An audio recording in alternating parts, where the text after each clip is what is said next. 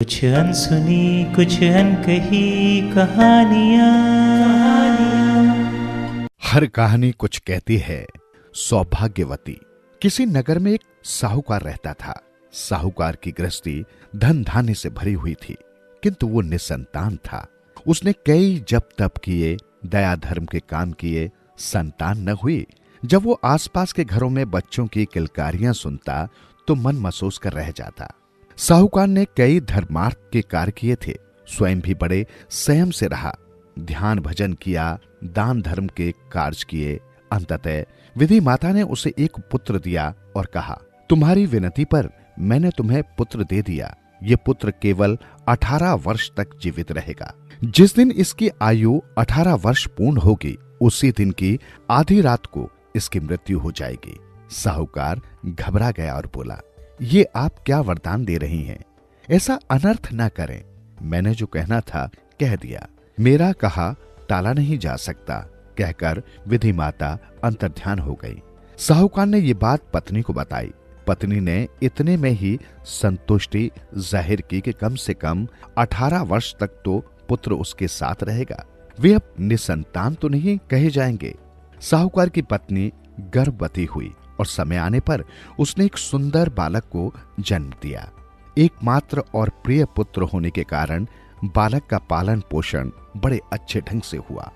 18 वर्ष तक होते होते वो भरा पूरा युवक दिखने लगा। साहूकारिनी को उसके विवाह की चिंता सताने लगी। साहूकार विवाह की बात टालता रहा। साहूकारिन ने बहुत जिद की तो उसने कहा, अपनी संतान का विवाह तो होना चाहिए, किंतु जानबूझकर किसी की कन्या का बुरा भी नहीं किया जा सकता। कुछ समय बाद बहू का क्या होगा?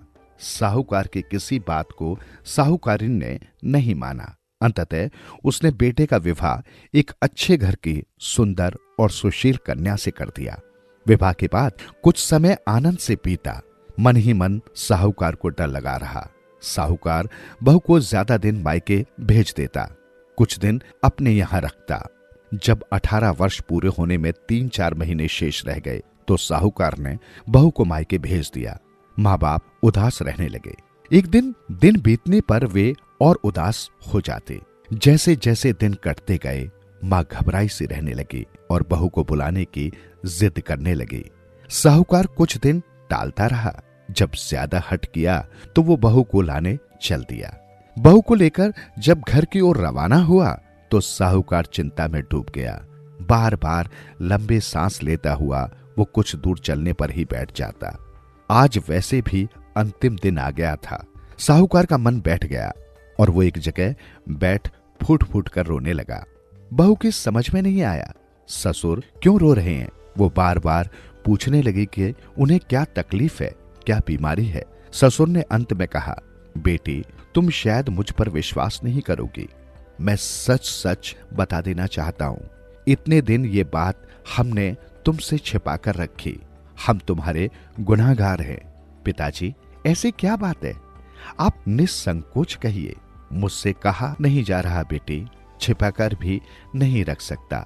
तुम्हारा पति आज रात 12 बजे मृत्यु को प्राप्त हो जाएगा। विधि माता ने उसे हमें 18 वर्ष के लिए ही दिया था। कहते हुए साहूकार पुनः रो उठा। बस इतनी सी बात के लिए आप परेशान हो रहे हैं? बहू ने कहा, मैं तुझे इतनी कम उम्र में विधवा कैसे देख सकता हूं? हमारे घर किसी चीज की कमी नहीं है, पर विधवा जीवन। पिताजी आप चिंता न कीजिए, मुझे जो चीज चाहिए वो आप ला देना। जो चीज चाहिए मांग लो बेटी। कमी तो किसी चीज की नहीं है, कमी है तो बस भाग्य की। बस 4 चीजें मुझे ला देना, दीपक, जल का लोटा, थोड़ा अनाज और एक गाय। ये चीजें तो घर पहुंचते ही ला दूंगा, और कुछ चाहिए हो तो वो भी ले लेना। शाम होने से पहले वे घर पहुंच गए। साहूकार ने तुरंत सभी चीजें मंगवा दी। बहू ने सास के पैर छूकर आशीर्वाद मांगा और कहा कि रात मेरे कमरे में कोई ना आए। अंधेरा होने पर बहू ने दरवाजे पर दीपक जलाकर रख दिया। साहूकार का बेटा इन सब बातों से बेखबर आराम से सो गया। रात के पहले पहर विधि माता के भेजे 2 दूत दरवाजे पर आए। ज्यों ही वे भीतर आने लगे, दीपक ने उन्हें रोक दिया। दीपक ने कहा, यहां मेरा पहरा है, कोई भी भीतर नहीं जा सकता। यदि किसी ने नहीं मानी तो मैं चारों ओर आग लगा दूंगा। इस आग में तुम लोग भी जल जाओगे। दूत डर के मारे वापस चले गए। विधि माता ने अब 4 दूत भेज दिए। अब बहू ने दरवाजे में जल से भरा लोटा रख दिया। जो ही 4 दूत भीतर आने लगे, जल ने उन्हें रोक लिया। यदि किसी ने भी भीतर जाने की हिम्मत की तो मैं एकदम छिप जाऊंगा और सभी लोग प्यास से मर जाएंगे। जल ने कहा। चारों दूत वापस गए। अब बहू ने दरवाजे में अनाज रख दिया। विधि माता ने अब 8 दूत भेजे। अनाज ने उन्हें भीतर नहीं आने दिया। उनके वापस जाने पर विधि माता ने 16 दूत भेजे। बहू ने अब दरवाजे में गाय खड़ी कर दी। गाय ने उन सभी को भगा दिया। इस तरह रात्रि के चारों पहर बीत गए। जब सभी दूत वापस आ गए तो विधि माता के क्रोध का ठिकाना न रहा। उसने दूतों को खूब डांट फटकार सुनाई और स्वयं उठकर साहूकार के घर पहुंची। दहलीज लांग जैसे ही विधि माता भीतर आई, बहू ने झुककर उसके पैर छू लिए। विधि माता के मुंह से निकला, सौभाग्यवती रहो। बहू ने कहा, आप मेरे पति को ले जा सकती हैं, किंतु मुझे अभी अभी आपने सुहागिन रहने का आशीर्वाद दिया है। इसके बिना मैं सुहागिन कैसे रहूंगी। विधि माता को अब पता चला कि उससे क्या भूल हुई है। साथ ही वो बहू की कुशलता पर प्रसन्न भी हुई। विधि माता ने आशीर्वाद दिया, तुम सदा सुहागिन रहोगी। ये कहकर विधि माता अंतर्ध्यान हो गई। साहूकार तथा उसकी पत्नी ने जब सुबह बेटे को जीवित पाया तो वे बहुत प्रसन्न हुए। सुनते रहो दिल से। हर कहानी कुछ कहती है। सोने की सास। एक बुढ़िया थी, उसका एक लड़का और बहू थी। घर में 3 ही प्राणी थे। लड़का तो बिल्कुल श्रवण कुमार सा सीधा और सुपात्र था, मां की सेवा करता था, पर बहू बहुत काट छांट वाली थी। उसको सास फूटी आंख नहीं सुहाती थी। वो दिन भर अपनी सास के बारे में ही सोचती रहती थी। एक दिन उसको उपाय सूझ गया। उसने अपने पति से कहा, क्यों, वो अपने खेत में चने बोए हैं, लोग आते जाते चने उखाड़कर खाते हैं, अपना नुकसान होता है। तुम सासू जी के लिए एक झोंपड़ी बनवा आओ और सासू जी को वहीं खेत में रखवाली के लिए रख दो। वहीं पानी का इंतजाम कर दो, रोटी दोनों समय दे आया करेंगे। लड़के को भी लगा कि खेत में नुकसान होता है। उसने माँ से कहा। माँ ने कहा, बेटा मेरा क्या, मैं बैठे बैठे भगवान की माला वहीं फेरा करूंगी, साथ में खेत की रखवाली भी करती रहूंगी, फसल भी नुकसान से बच जाएगी। लड़के ने दूसरे दिन माँ के लिए खेत में झोंपड़ी बनवा दी। पीने के लिए पानी का घड़ा रख दिया। दोनों समय माँ के लिए भोजन भेजने की व्यवस्था कर दी। दोनों समय खुद ही खाना देने जाने लगा। एक दिन महादेव पार्वती धरती पर आए। वे दोनों लड़के की माँ के खेत के पास उतरे। खेत में हौले देखकर पार्वती का हरे चने खाने का मन हुआ। उन्होंने महादेव से कहा, देखो महादेव जी, कैसे हरे हरे चने हैं, मेरा मन होले खाने का हो रहा है, चलो हम होले खाएं। महादेव ने कहा, गौरा मैं तुम्हें इसलिए साथ नहीं लाता हूँ, आप छोटे बच्चों की तरह जिद पकड़ लेती हो। जब तक मेरी बात का हल नहीं हो जाता आप बच्चों की तरह गुस्से में आ जाती हैं। चलो वहां एक बुढ़िया बैठी है, उसी से पूछकर चने खाएंगे। महादेव पार्वती उस बुढ़िया के पास गए। बुढ़िया ने महादेव पार्वती को आने को कहा। टाट बिछाकर प्रेम से बिठाया और पूछा, क्यों भाई, किस लिए आए हो? महादेव ने कहा, माँ मेरी पत्नी का मन होले खाने का हो रहा है, आप कहो तो हम थोड़े से चने के छोड़ उखाड़ लें और खा लें। माँ ने कहा, बेटा होले कच्चे खाने से पेट दुखता है, तू होले उखाड़ ले आ, मैं कूड़ा करकट इकट्ठा करके लाती हूँ, होले सेक दूंगी। महादेव चने के छोड़ उखाड़ने गए और बुढ़िया ने कूड़ा करकट इकट्ठा कर लिया। महादेव ने होले बुढ़िया के पास रख दिए। बुढ़िया ने कूड़ा करकट जला दिया, उस पर चने सेक लिए और सुपड़े से उन्हें साफ कर महादेव और गौरा के सामने रख दिए और बोली, खाओ बेटा, खाने से कोई चीज खत्म नहीं होती, खाओ। गौरा महादेव ने प्रेम से चने खाए, बुढ़िया ने भी खाए। बुढ़िया ने मटके में से पानी निकालकर उन दोनों को पानी पिलाया। पानी पीने के बाद महादेव ने पूछा, क्यों माई, तेरे कोई लड़का लड़की नहीं है जो तू यहाँ जंगल में रहती है?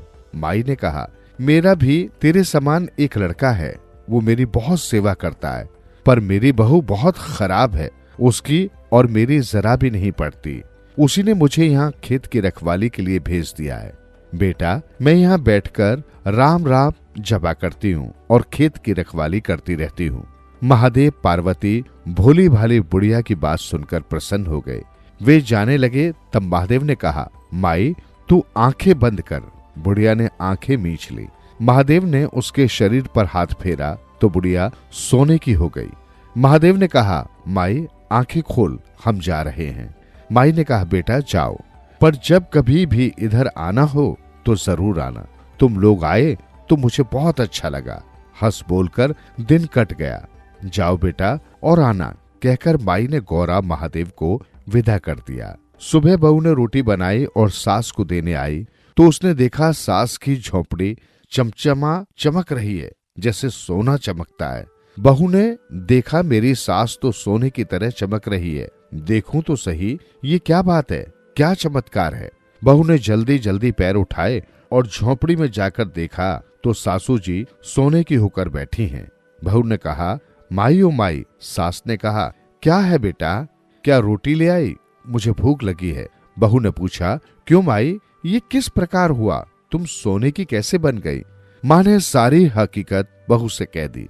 बहू ने कहा, माई मैं तो घर जा रही हूँ। घर जाकर उसने अपने पति से कहा, सुनो सासू जी सोने की हो गई हैं, कोई उनको काट पीट न दे, इसके लिए कह रही हूँ, उनको जल्दी घर ले आओ।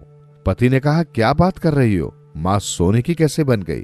पत्नी बोली, जल्दी गाड़ी जोतो और सासू जी को घर ले आओ, चलो फिर बातें करेंगे। लड़के और बहू ने गाड़ी में बैल जोते और माँ को खेत में लेने चल दिए। माँ को घर लाकर झूले पर बैठाया और कहा, माँ तू झूले से नीचे पाँव मत रखना, नीचे मत उतरना, तुझे जो चाहिए वो सब झूले पर ही मिल जाएगा। माँ सोने की हो गई। बहू उसकी खूब सेवा करने लगी, उसे झूले पर खाना खिलाए, पानी पिलाए और आते जाते बुढ़िया को झूले दे। एक दिन बहू ने सोचा, मेरे खेत का नुकसान हो रहा है, लोग होले उखाड़ उखाड़ कर खा रहे होंगे, मेरी माँ को बुला लेती हूँ और वहां रखवाली के लिए बैठा देती हूँ। मेरी माँ भी सोने की हो जाएगी, फिर तो मजा ही मजा हो जाएगा। ऐसा सोचकर उसने अपने पति से कहा, देखो अपने खेत में सासू जी बैठी थी, नुकसान नहीं हो तो अब खेत में रखवाली के लिए मेरी माँ को ले आओ, वो भी वहाँ अकेली गांव में पड़ी है, वो आ जाएगी तो हमको सहारा हो जाएगा। ऐसा सुनकर पति ने गाड़ी जोती और अपने ससुराल पहुंच गया। सास को गाड़ी पर बैठाकर घर ले आया। लड़की ने माँ से कहा, माँ हमने खेत में चने बोए हैं, तू वहां बैठी रहना, चने के खेत की रखवाली करती रहना, मैं तेरे लिए रोटी पानी लेकर आया करूंगी। माँ ने बेटी से कहा, बेटी मैं तेरे खेत की रखवाली करने में कोई कसर नहीं रखूंगी, क्या मजाल कि कोई चने का एक छोड़ भी ले ले, मैं चने उखाड़ने वाले का सिर ही फोड़ दूंगी, चल मुझे खेत में रख कर आ जा। सास जितनी शांत सरल गहन गंभीर ममता वाली थी, बहू की माँ उतनी ही करकशा थी। लड़की ने माँ को गाड़ी में बिठाया और दामाद उसे गाड़ी लेकर खेत की झोपड़ी में छोड़ आया।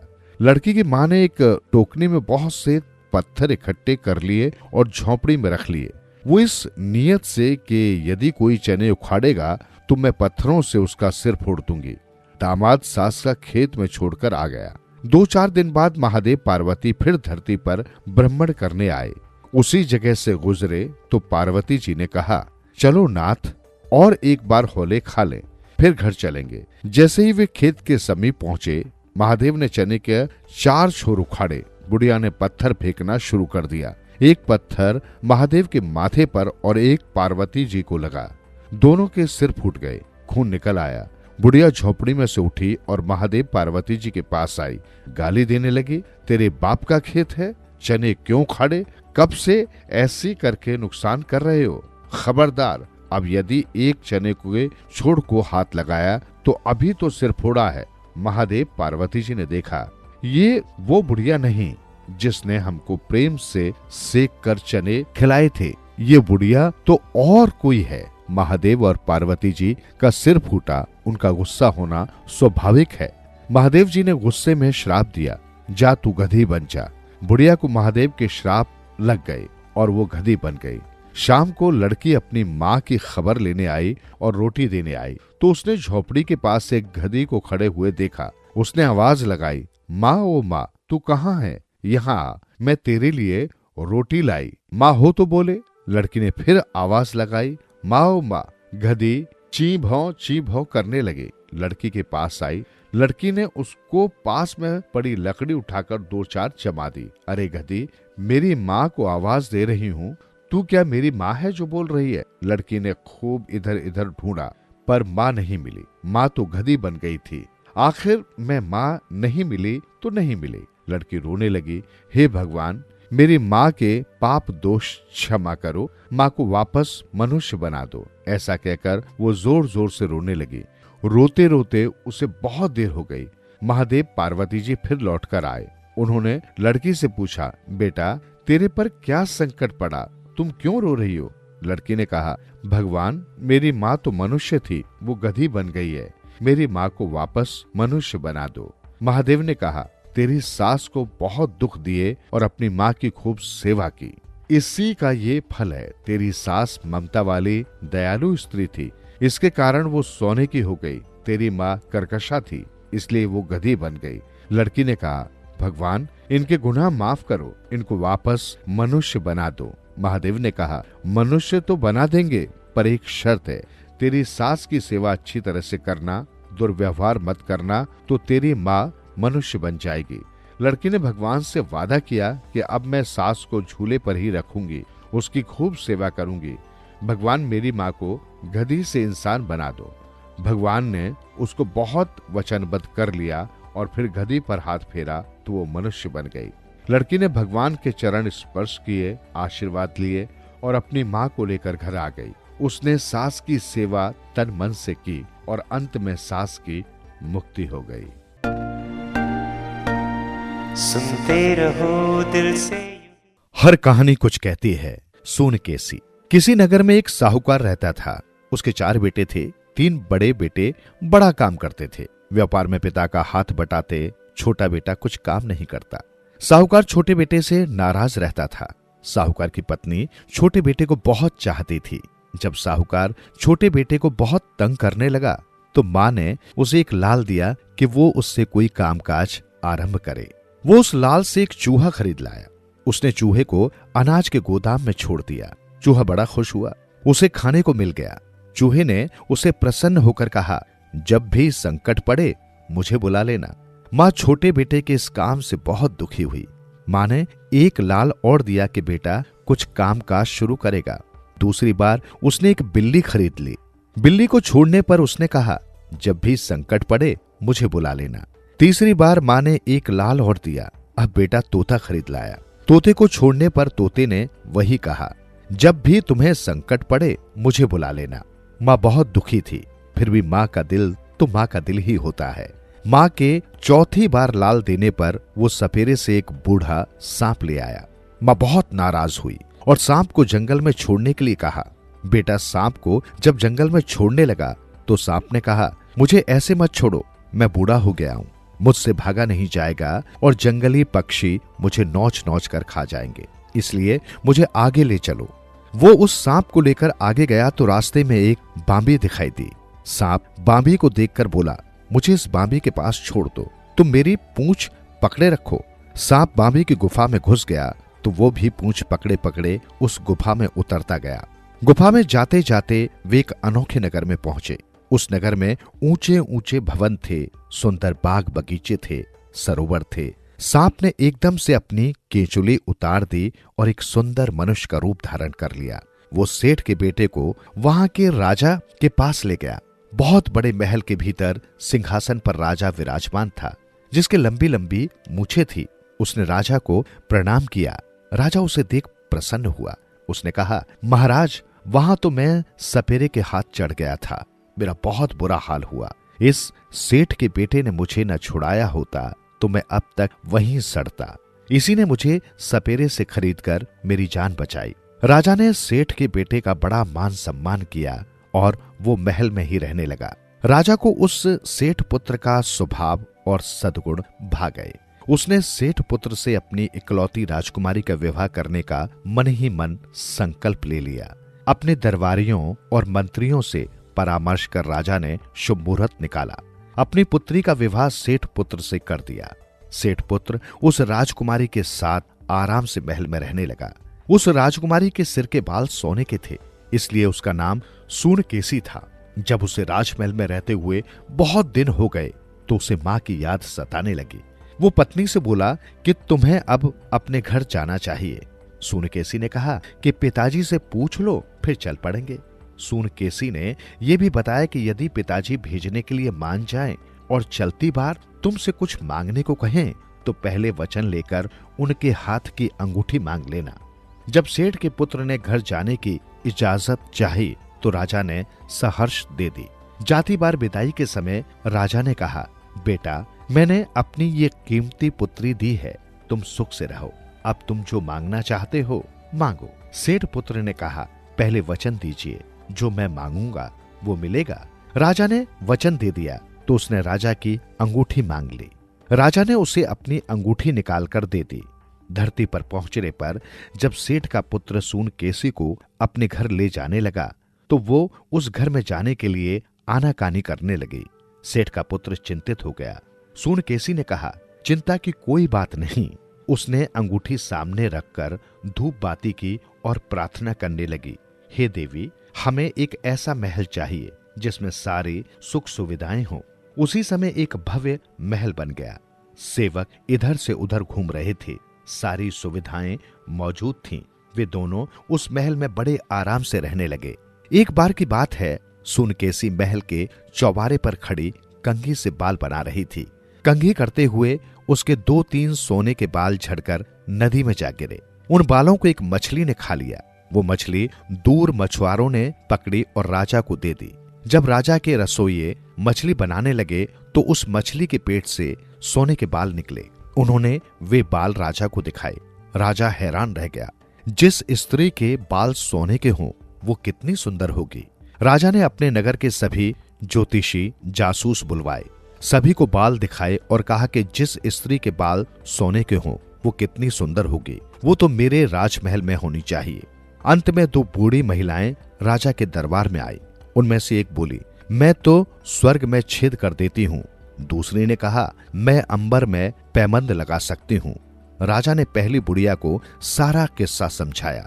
उसने कहा, महाराज, सोने के बालों वाली केवल एक स्त्री है और वो है पाताल के सर्पराज की पुत्री। वो धरती पर कैसे आ सकती है? आप मुझे कुछ धन और सेवक दें तो मैं पता लगा सकती हूँ। उस बुढ़िया ने मछुआरों से पता लगाया कि मछली कहाँ से आई थी। एक नौका तैयार कर वो उस नदी में ऊपर की ओर जाने लगी। 1-2 दिन के सफर के बाद उसे नदी के किनारे एक सुंदर महल दिखा। नौका को नदी किनारे खड़ी कर वो सेवकों को हिदायत देकर चली गई कि जब तक वो न लौटे वे उसका यही इंतजार करें। बुढ़िया ने महल के आसपास जाकर पता किया कि वहां कौन कौन रहते हैं। आसपास के लोगों से उसे पता लग गया कि महल में बहुत सुंदर स्त्री रहती है। उसे विश्वास हो गया कि ये सूर्यकेशी ही होगी। एक दिन जब सेठ पुत्र बाहर चला गया तो बुढ़िया महल में गई।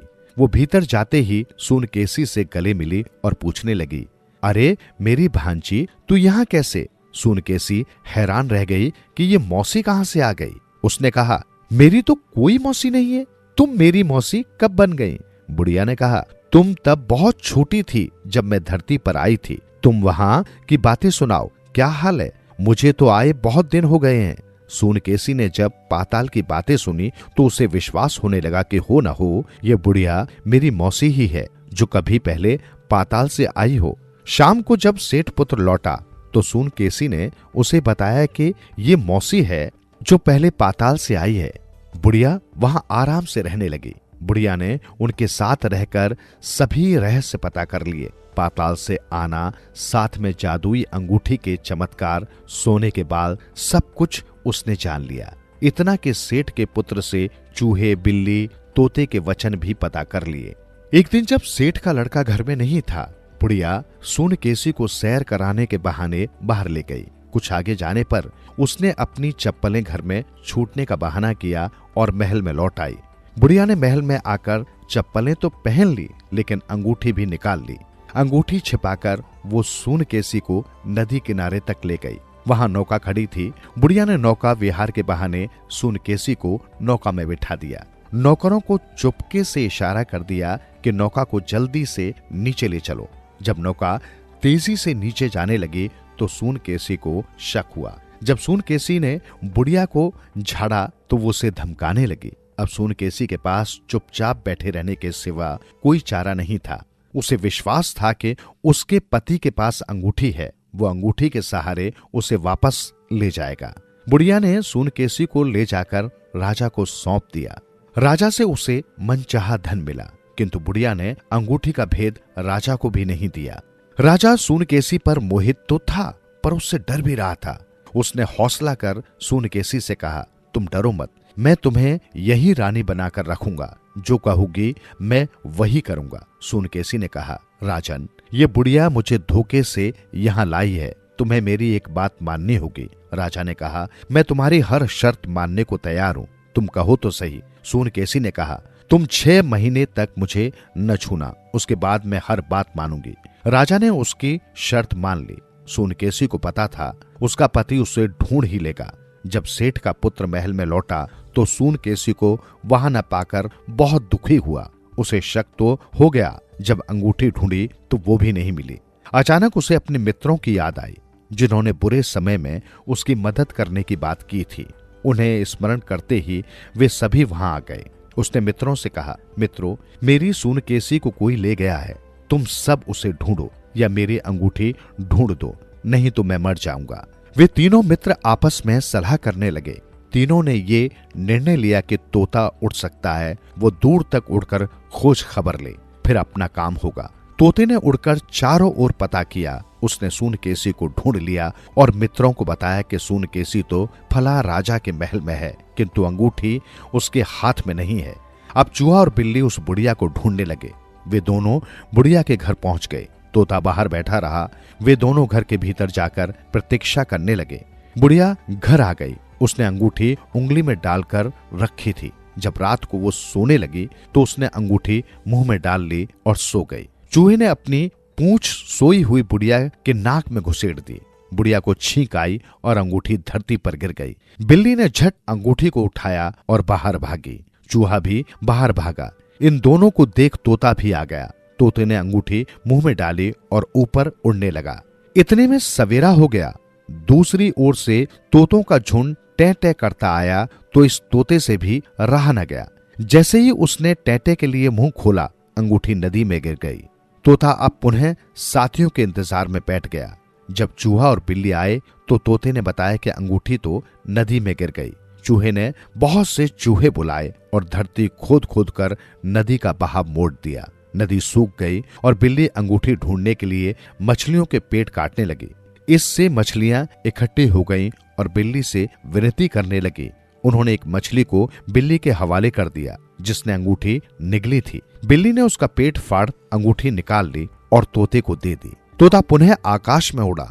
वे दोनों पैदल चले। तीनों सेठ के बेटे के पास आए और अंगूठी दे दी। सेठ के पुत्र ने अंगूठी को धूप बाती दी और कहा, सूनकेसी यहाँ आ जाए। उसी समय सूनकेसी वहां आ पहुंची। दोनों ने अब अपने तीनों मित्रों की खूब सेवा की, उन्हें धन्यवाद देकर विदा किया और सुखपूर्वक रहने लगे। सुनते रहो दिल से। हर कहानी कुछ कहती है। भक्त की परीक्षा। एक समय की बात है, किसी गांव में एक किसान रहता था। वो सुबह से शाम तक खेतों में जी तोड़ मेहनत करता था, फिर भी उसकी आर्थिक हालत बहुत खराब थी। एक दिन वो अपने खेतों में हल चला रहा था कि तभी वहां एक साधु महाराज आ पहुंचे और किसान से बोले, बेटा, भगवान तुम्हारा भला करेगा, मुझे कुछ भिक्षा दे दो। किसान ने कहा, साधु महाराज, मैं तो खुद एक गरीब इंसान हूं। रात दिन अपने खेतों में जी तोड़ मेहनत करता हूं, फिर भी घर की आर्थिक हालत बद से बदतर है। मैं अपनी गरीबी से परेशान हूं। आप मुझे कोई ऐसा उपाय बताएं कि मेरे खेतों में मनो बीघा धान हो। ये सुन साधु महाराज ने कहा, बेटा, तू मुरलीधर का नाम जपा कर, इससे तेरे सभी दुख दूर हो जाएंगे। वो तो सभी का पालनहार है। किसान बोला, क्या मुरलीधर का नाम जपने से मेरे खेतों में मनोभीगा धान होगा? साधु महाराज ने कहा, बेटा, अगर तुम सच्चे मन से मुरलीधर का नाम लोगे तो तुम्हारे खेत में मनोभीगा धान जरूर होगा। ये कहकर साधु महाराज कुछ दूर एक बरगद के पेड़ की छांव में जाकर आराम करने लगे। किसान बड़ा भोला भाला था। वो साधु के कहे अनुसार उसी समय से मुरलीधर का नाम जपने लगा। खेत में हल चलाता और मुरलीधर का नाम भी जपता रहता। मुरलीधर का जाप करते करते दोपहर हो गई। किसान की घरवाली खाना लेकर आ गई। उसने किसान से खाना खाने को कहा। किसान बोला, भाग्यवान, खाना कैसे खाऊं? मैं मुरलीधर का जाप कर रहा हूं, वो टूट जाएगा। पति की बात सुनकर वो बोली, भला इसमें इतना घबराने की क्या बात है? तुम खाना खाओ, तब तक तुम्हारी तरफ से जाप मैं करती हूं। घरवाली की बात किसान को ठीक लगी। वो उसकी बात मानकर रोटी खाने लगा। उधर उसकी घरवाली मुरलीधर का नाम जपने बैठ गई। कुछ देर नाम जपते जपते उसका ध्यान घर की तरफ चला गया। उसे ऊखल में रखे धान की याद आ गई। वो धान ऊखल में कूटते कूटते छोड़ आई थी। धान को कहीं कुत्ते न खा जाए, इस फिक्र में उसे याद ही नहीं रहा कि मुरलीधर का नाम वो जप रही है। वो गलती से मुरलीधर की जगह ओखलीधर का नाम जपने लगी, क्योंकि वो ऊखल के बारे में ही सोचने लगी थी। जब किसान खाना खा चुका तो उसने घरवाली को ओखलीधर का नाम जपते सुना। तब वो भी उसी की तरह ओखलीधर ओखलीधर जपने लगा। विष्णु भगवान के कानों में जब किसान की आवाज पहुंची तो वो चौंक पड़े। अपने इस अनोखे नाम को सुनकर वो बड़े ही प्रसन्न हुए। लक्ष्मी जी से बोले, ये मेरा सबसे सच्चा भक्त है। इसने मुझे ओखलीधर नाम से याद किया है। आज तक किसी ने मुझे इस नाम से नहीं पुकारा। कृष्ण अवतार में माता यशोदा ने मुझे ऊखल से बांधा था। इस किसान को छोड़ ये घटना किसी को भी याद नहीं रही। मेरा ये नामकरण मेरे इस प्रिय भक्त ने किया है। विष्णु भगवान की बात सुनकर लक्ष्मी जी बोली, चलिए आपके प्रिय भक्त की परीक्षा ली जाए। भगवान विष्णु ने कहा, ये मेरा सच्चा भक्त है, इसकी परीक्षा लेना बेकार है। किंतु माता लक्ष्मी जी कब मानने वाली थी। उन्होंने भगवान के सामने जिद ठान, हार कर विष्णु जी को उनके साथ भक्त की परीक्षा लेने आना ही पड़ा। किसान के खेत से कुछ ही दूर एक टूटी फूटी झोंपड़ी थी। वे वहां रुक गए और माता लक्ष्मी जी से कहा, आप जाइए और परीक्षा ले लीजिए, तब तक मैं यहीं पर ठहरता हूं। मामूली स्त्री के रूप में लक्ष्मी जी किसान के हल के सामने जाकर खड़ी हो गई। अपने खेत जोतने में किसान इतना मस्त था कि वो एक स्त्री को अपने रास्ते में रुकावट डालते देखकर उसके मुंह से अचानक ही निकल पड़ा, अरे मां लक्ष्मी, एक तरफ हो जाओ, मुझे अपना काम तो करने दो। मन ही मन लक्ष्मी जी किसान का लोहा मान गई और सोचने लगी कि इसने तो मुझे छिपे रूप में ही पहचान लिया। फिर उन्होंने उसकी आगे परीक्षा लेने के लिए किसान से पूछा, अच्छा ठीक है, बताओ मेरे पति कहाँ हैं? ये सुनकर किसान चकरा गया। अपने काम में रुकावट आने से वो अंदर ही अंदर चिढ़ गया था। उसने स्त्री से पीछा छुड़ाने की गरज से खिन्न होकर उस टूटी फूटी झोंपड़ी की ओर इशारा कर दिया। अब तो रही सही शंका भी लक्ष्मी जी की दूर हो गई। वे वहां से दौड़ती हुई विष्णु भगवान के पास पहुंची और बोली, स्वामी, आपने ठीक कहा था, वो तो सचमुच आपका पक्का भक्त है। लक्ष्मी जी से ये सब सुन विष्णु जी हंसने लगे और बोले, मैं तो आपको पहले ही समझा रहा था, मगर आपने मेरी एक न सुनी। अब आपने अपने कानों और आंखों से सब देख सुन लिया। अब तो मेरे भक्त पर आपको यकीन हो गया ना? लक्ष्मी जी बोली, हाँ भगवान, अब तो कुछ न कुछ इस भक्त को देना ही चाहिए। एक साधारण आदमी का भेष बनाकर भगवान विष्णु लक्ष्मी जी के साथ उस ओर चल दिए जिस ओर किसान खेत में काम कर रहा था। जब किसान ने दोनों को अपनी तरफ आते देखा तो वो मन ही मन खिन्न हो गया और सोचने लगा, पहले तो स्त्री अकेले ही आई थी, किंतु उसके काम में बाधा डालने के लिए अब दोनों आ गए। ये दोनों मेरा सारा समय नष्ट कर देंगे। तब तक वे दोनों उसके पास आ पहुंचे और बोले, हे भक्त, हम तुमसे बड़े ही प्रसन्न हैं। तुम्हें जो कुछ मांगना हो मांग लो। किसान पहले से ही चिढ़ा हुआ था। उसने अपनी खींच छुपाते हुए कहा, अच्छा तो मैं आपसे जो मांग लूं वो आप देंगे? चलो ठीक है, मुझे तो मनोभीगा धान चाहिए। क्या ये आपके बस में है? विष्णु भगवान ने मुस्कुराते हुए कहा, ऐसा ही हो। किसान फिर बोला, रुको, मैं कैसे भरोसा कर लूं कि आपकी बात सच होगी? इतना धान अगर नहीं हुआ तो मैं आपको हल की मूठ से बांध दूंगा। उसके भोलेपन से भगवान बड़े खुश हुए और बोले, जिस पर तुम्हें भरोसा हो उसे तुम तुरंत यहां बुला लो। किसान को भगवान की बात जच गई। वो उन्हीं साधु महात्मा के पास दौड़ा दौड़ा गया और उन्हें अपने साथ ले आया। साधु ने जब विष्णु भगवान और लक्ष्मी जी को देखा तो वो धन्य हो गया। दंडवत प्रणाम कर हाथ जोड़ बोला, हे भगवान, इतनी तपस्या मैंने की मगर आपने कभी मुझे दर्शन नहीं दिए और इस गंवार की खातिर आप दौड़े दौड़े यहां चले आए। साधु की बात सुनकर भगवान मुस्कुराए और बोले, हे साधु, दरअसल बात यह है कि मेरे इस भक्त का मन बालक की तरह स्वच्छ और निर्मल है। इसने मुझे सच्चे हृदय से प्रेम पूर्वक जब पुकारा तो मैं अपने आप को रोक नहीं पाया और इसे दर्शन देने चला आया। इतना कहकर विष्णु भगवान लक्ष्मी जी सहित अंतर्ध्यान हो गए। सुनते रहो दिल से। हर कहानी कुछ कहती है। जन्म जन्म का नाता। किसी गांव में एक ब्राह्मण दंपति रहते थे। उनके 2 बच्चे थे। एक थी लड़की और दूसरा था लड़का। वे सुखपूर्वक अपने दिन बिता रहे थे, मगर न जाने किस्मत को क्या मंजूर था कि ब्राह्मणी बीमार पड़ गई और उसी बीमारी के कारण वो अपने छोटे छोटे बच्चों को छोड़ इस संसार से चल बसी। बेचारी अपनी बेटी का ब्याह तक नहीं कर पाई। कुछ समय के बाद बेटी जब सियानी हुई तो पिता ने सोचा बेटी की शादी का समय आ गया है। मगर बेटी अपने पिता से बोली, पिताजी, मेरी शादी के बाद मेरे भाई की देखभाल कौन करेगा, इसलिए आप दूसरी शादी कर लें। पर उसने अपनी बेटी की एक न सुनी। बेटी ने फिर एक दिन कहा, पिताजी, मेरी माँ तो है नहीं, दूल्हे को पढ़ छेगा कौन? आप तो बस हमारे लिए एक नई माँ ला दें। ब्राह्मण ने कहा, नहीं, तुम्हारी ये बात मैं नहीं मानूंगा। बेटी ने पिता की एक न सुनी और जिद पर अड़ गई। बेटी की जिद देख ब्राह्मण सोच में पड़ गया। हार कर उसे बेटी के हट के आगे झुकना पड़ा। उसने एक विधवा से शादी कर ली।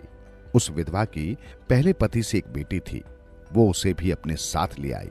ब्राह्मण की बेटी नई माँ और उसकी बेटी का खूब ख्याल रखती। कामकाज भी वो पहले की तरह करती रही।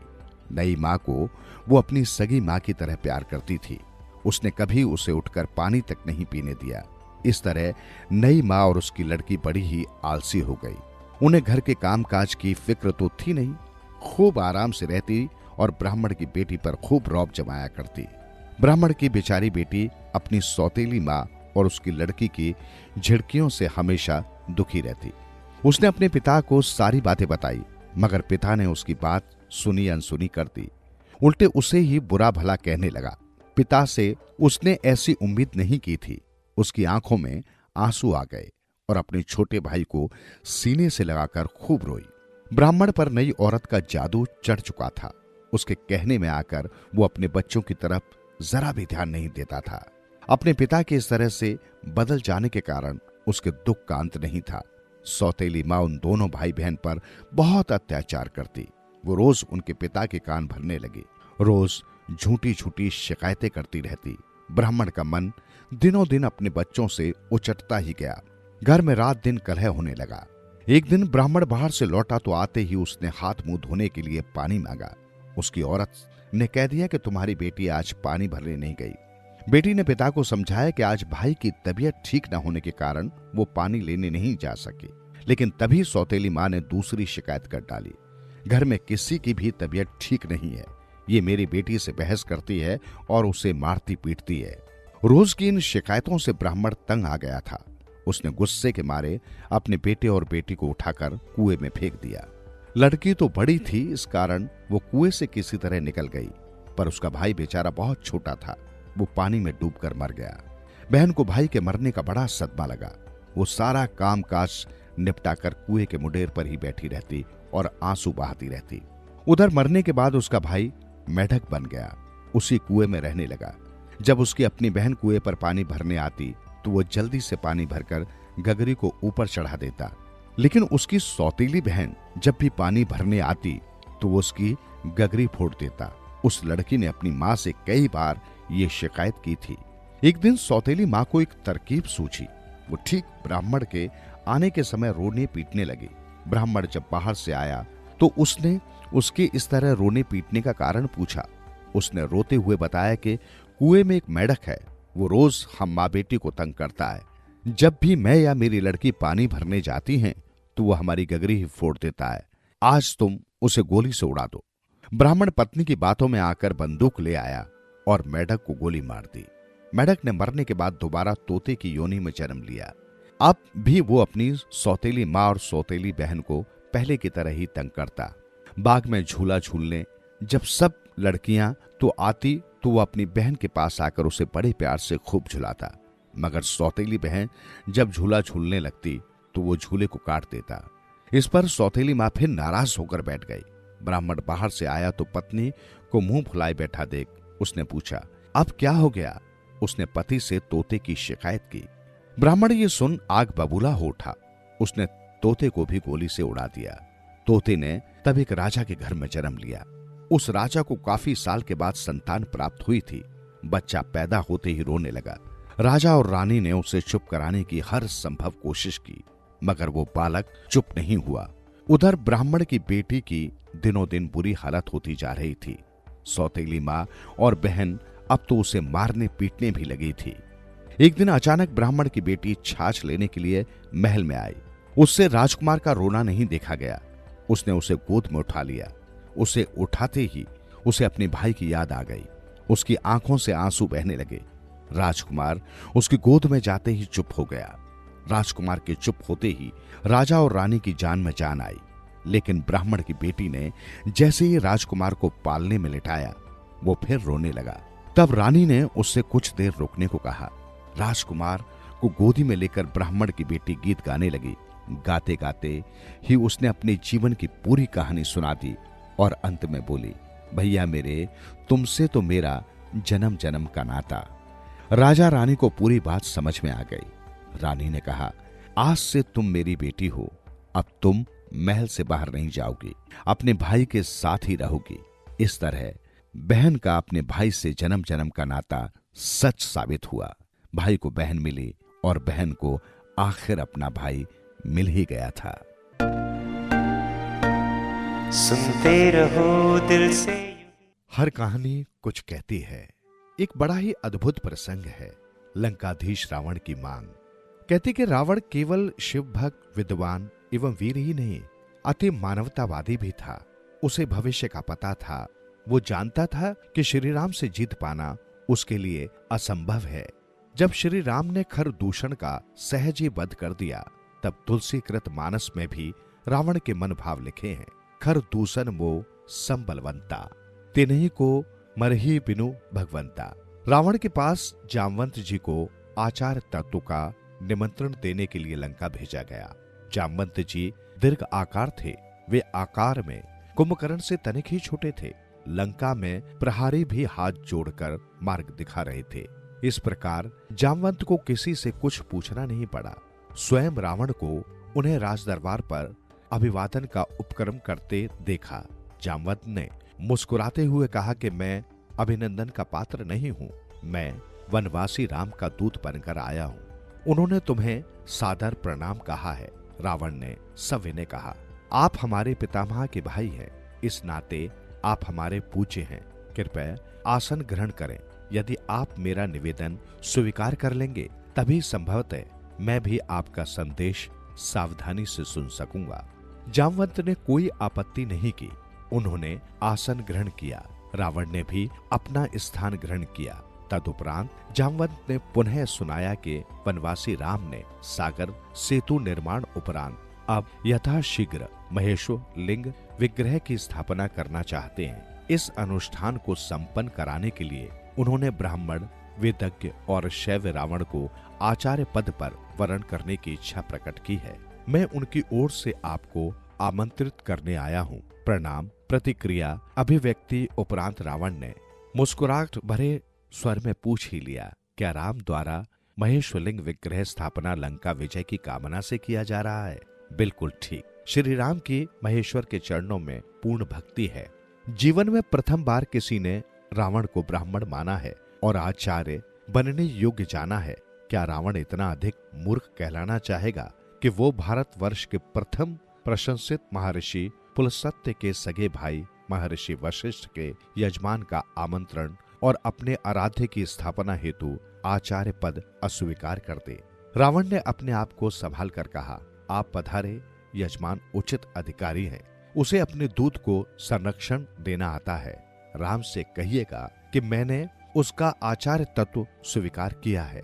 जामवंत को विदा करने के तत्काल उपरांत लंकेश ने सेवकों को आवश्यक सामग्री संग्रह करने हेतु आदेश दिया और स्वयं अशोक वाटिका पहुंचे। जो आवश्यक उपकरण यजमान उपलब्ध न करा सके, जुटाना आचार्य का परम कर्तव्य होता है। रावण जानता है कि वनवासी राम के पास क्या है और क्या होना चाहिए। अशोक उद्यान पहुंचते ही रावण ने सीता से कहा कि राम लंका विजय की कामना से समुद्र तट पर महेश्वर लिंग विग्रह की स्थापना करने जा रहे हैं और रावण को आचार्य वरण किया है। यजमान का अनुष्ठान पूर्ण हो या ये दायित्व आचार्य का भी होता है। तुम्हें विदित है कि अर्धांगिनी के बिना गृहस्थ के सभी अनुष्ठान अपूर्ण रहते हैं। विमान आ रहा है, उस पर बैठ जाना। ध्यान रहे कि आप वहां भी रावण के अधीन ही रहोगे। अनुष्ठान समापन उपरांत यहाँ आने के लिए विमान पर पुनः बैठ जाना। स्वामी का आचार्य अर्थात स्वयं का आचार्य, यह जान जानकी जी ने दोनों हाथ जोड़कर मस्तक झुका दिया। स्वस्थ कंठ से सौभाग्यवती भव कहते रावण ने दोनों हाथ उठाकर भरपूर आशीर्वाद दिया। सीता और अन्य आवश्यक उपकरण सहित रावण आकाश मार्ग से समुद्र तट पर उतरे। आदेश मिलने पर आना कहकर सीता को उन्होंने विमान में ही छोड़ा और स्वयं राम के सम्मुख पहुंचे। जामवंत से संदेश पाकर भाई, मित्र और सेना सहित श्री राम स्वागत सत्कार हेतु पहले से ही तत्पर थे। सम्मुख होते ही वनवासी राम आचार्य दशग्रीव को हाथ जोड़कर प्रणाम किया। दीर्घ आयु भव, लंका विजयी भव। दशग्रीव के आशीर्वचन के शब्द ने सबको चौंका दिया। सुग्रीव ही नहीं, विभीषण की भी उन्होंने उपेक्षा कर दी, जैसे वे वहां हो ही नहीं। भूमि शोधन के उपरांत रावण आचार्य ने कहा, यजमान अर्धांगिनी कहाँ हैं? उन्हें यथास्थान आसन दे। श्री राम ने मस्तक झुकाते हुए हाथ जोड़कर अत्यंत विनम्र स्वर से प्रार्थना की कि यदि यजमान असमर्थ हो तो योगाचार्य सर्वोत्कृष्ट विकल्प के अभाव में भी अन्य समक्ष विकल्प से भी तो अनुष्ठान संपादन कर सकते हैं। अवश्य अवश्य, किंतु अन्य विकल्प के अभाव में ऐसा संभव है, प्रमुख विकल्प के अभाव में नहीं। यदि तुम अविवाहित विधुर अथवा परित्यक्त होते तो संभव था। इन सब के अतिरिक्त तुम सन्यासी भी नहीं हो और न पत्नीहीन वनप्रस्थ का भी तुमने व्रत नहीं लिया है। इन परिस्थितियों में पत्नी रहित अनुष्ठान तुम कैसे कर सकते हो? कोई उपाय आचार्य? आचार्य आवश्यक साधन उपकरण अनुष्ठान उपरांत वापस ले जाते हैं। स्वीकार हो तो किसी को भेज दो। सागर सन्निकट पुष्पक विमान में यजमान पत्नी विराजमान है।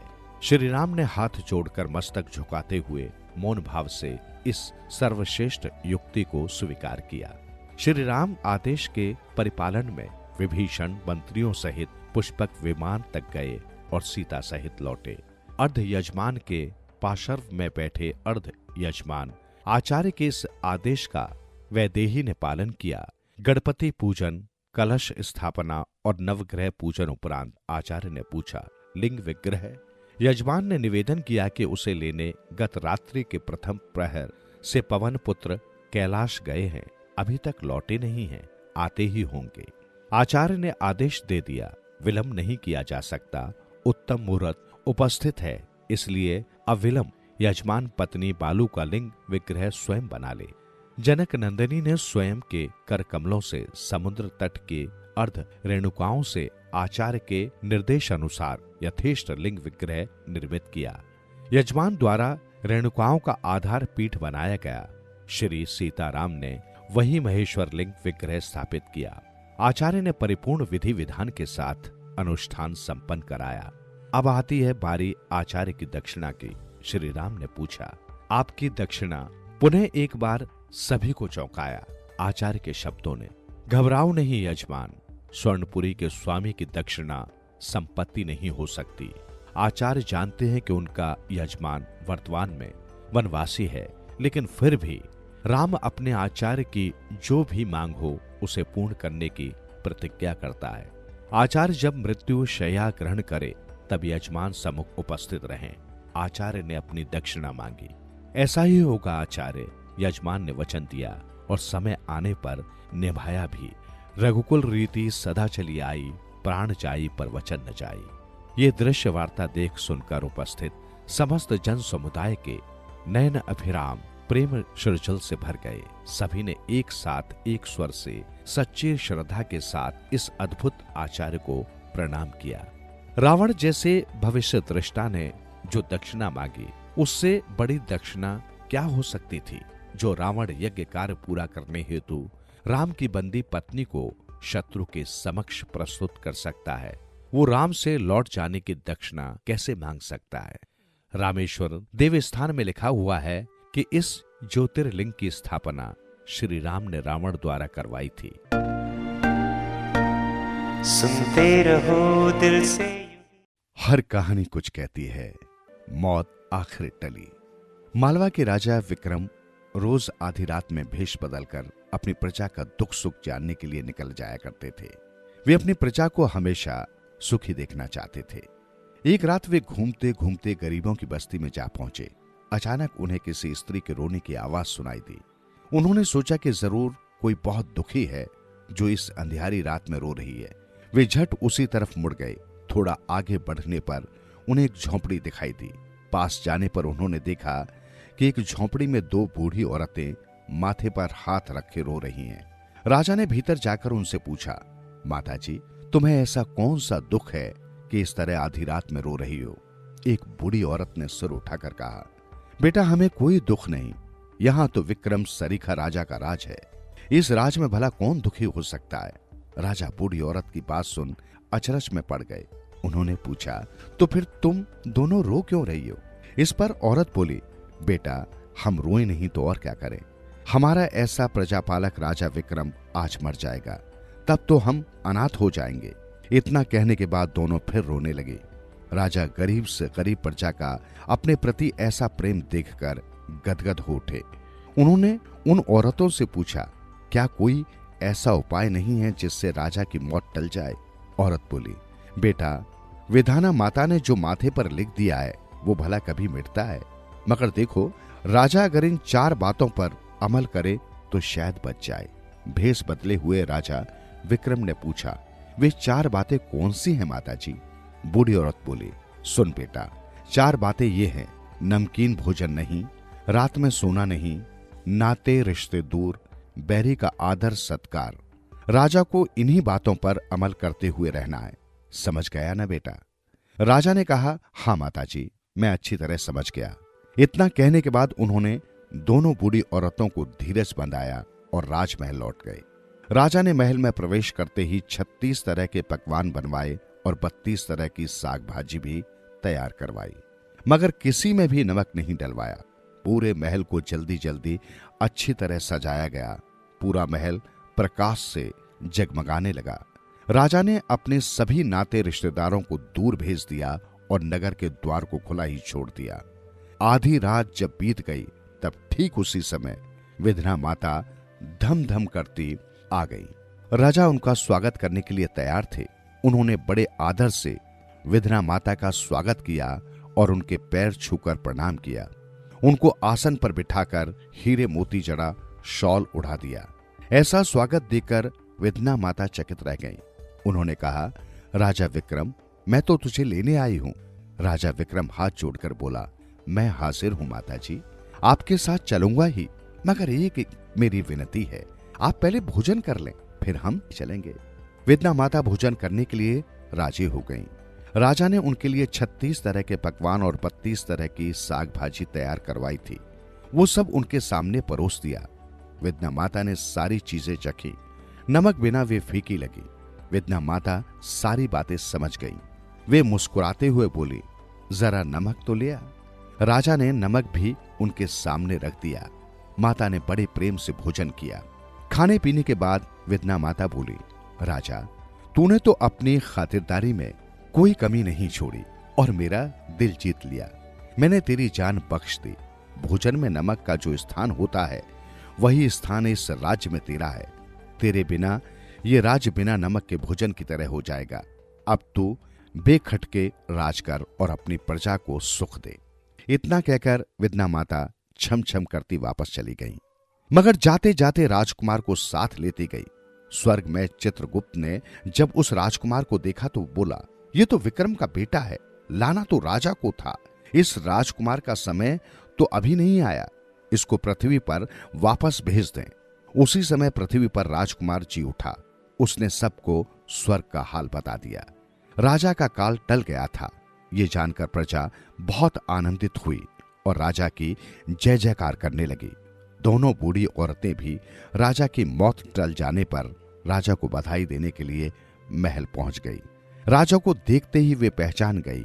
बूढ़ी औरत दूसरी बूढ़ी के कान में फुसफुसाई, अरे उस राज जो हमारी झोपड़ी में आया था वो तो हमारा राजा ही था। राजा विक्रम भी उन दोनों को पहचान गए थे। उन्होंने हंसते हुए दोनों को ढेर सारा इनाम देकर उन्हें विदा किया। सुनते रहो दिल से। हर कहानी कुछ कहती है। कृष्ण भगवान का एक बहुत बड़ा भक्त हुआ, लेकिन वो बेहद गरीब था। एक दिन उसने अपने शहर के सबसे बड़े गोविंद गोधाम की महिमा सुनी और उसका वहां जाने को मन उत्सुक हो गया। कुछ दिन बाद जन्माष्टमी आने वाली थी। उसने सोचा, मैं प्रभु के साथ जन्माष्टमी गोविंद गोधाम में मनाऊंगा। गोविंद गोधाम उसके घर से बहुत दूर था। जन्माष्टमी वाले दिन वो सुबह ही घर से चल पड़ा। उसके मन में कृष्ण भगवान को देखने का उत्साह और मन में भगवान के भजन गाता जा रहा था। रास्ते में जगह जगह लंगर और पानी की सेवा हो रही थी। वो ये देखकर बहुत आनंदित हुआ कि वाह प्रभु, आपकी लीला। मैंने तो सिर्फ सुना ही था कि आप गरीबों पर बड़ी दया करते हो। आज अपनी आंखों से देख भी लिया।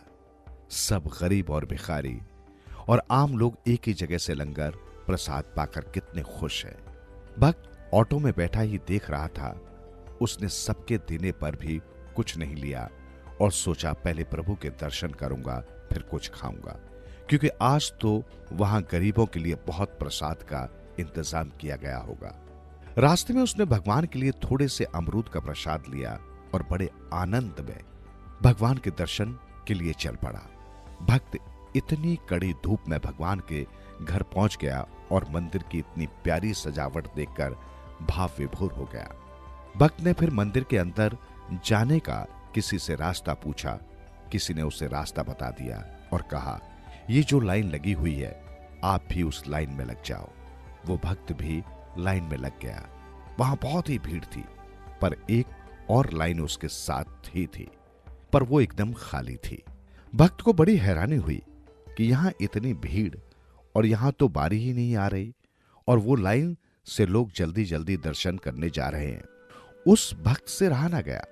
उसने अपने साथ वाले भक्त से पूछा कि भैया, यहां इतनी भीड़ और वो लाइन इतनी खाली क्यों है और वहां सब जल्दी जल्दी दर्शन के लिए कैसे जा रहे हैं? वो तो हमारे से काफी बाद में आए हैं। उस दूसरे भक्त ने कहा कि भाई ये वीआईपी लाइन है जिसमें शहर के अमीर लोग हैं। भक्त की ये बात सुनते ही आंखें खुली की खुली रह गई। उसने मन में सोचा, भगवान के दर पे क्या अमीर क्या गरीब, यहां तो सब समान होते हैं। कितनी देर भूखे प्यासे रहकर उस भक्त की बारी दरबार में आ ही गई और भगवान को वो दूर से देख रहा था और उनकी छवि को देखकर बहुत आनंदित हो रहा था। वो देख रहा था कि भगवान को तो सब लोग यहां 56 भोग चढ़ा रहे हैं और वो अपने थोड़े से अमरूद सबसे छुपा रहा था। जब दर्शन की बारी आई तो सेवादारों ने उसे ठीक से दर्शन भी नहीं करने दिए।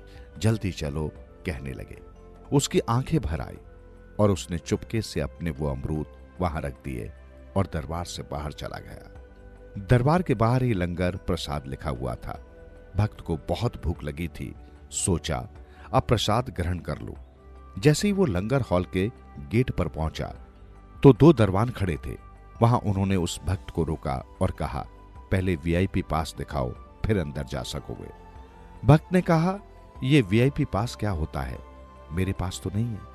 उस दरबान ने कहा कि यहां जो अमीर लोग दान करते हैं उनको पास मिलता है और लंगर सिर्फ वो ही यहां खा सकते हैं। भक्त की आंखों में इतने आंसू आ गए और वो फूट फूट कर रोने लगा और भगवान से नाराज हो गया और अपने घर वापस जाने लगा। रास्ते में वो भगवान से मन में बातें करता रहा और उसने कहा, प्रभु आप भी अमीरों की तरफ हो गए, आप भी बदल गए। प्रभु मुझे आपसे तो ये आशा न थी।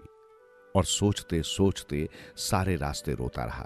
भक्त घर पर पहुंचकर रोता रोता सो गया।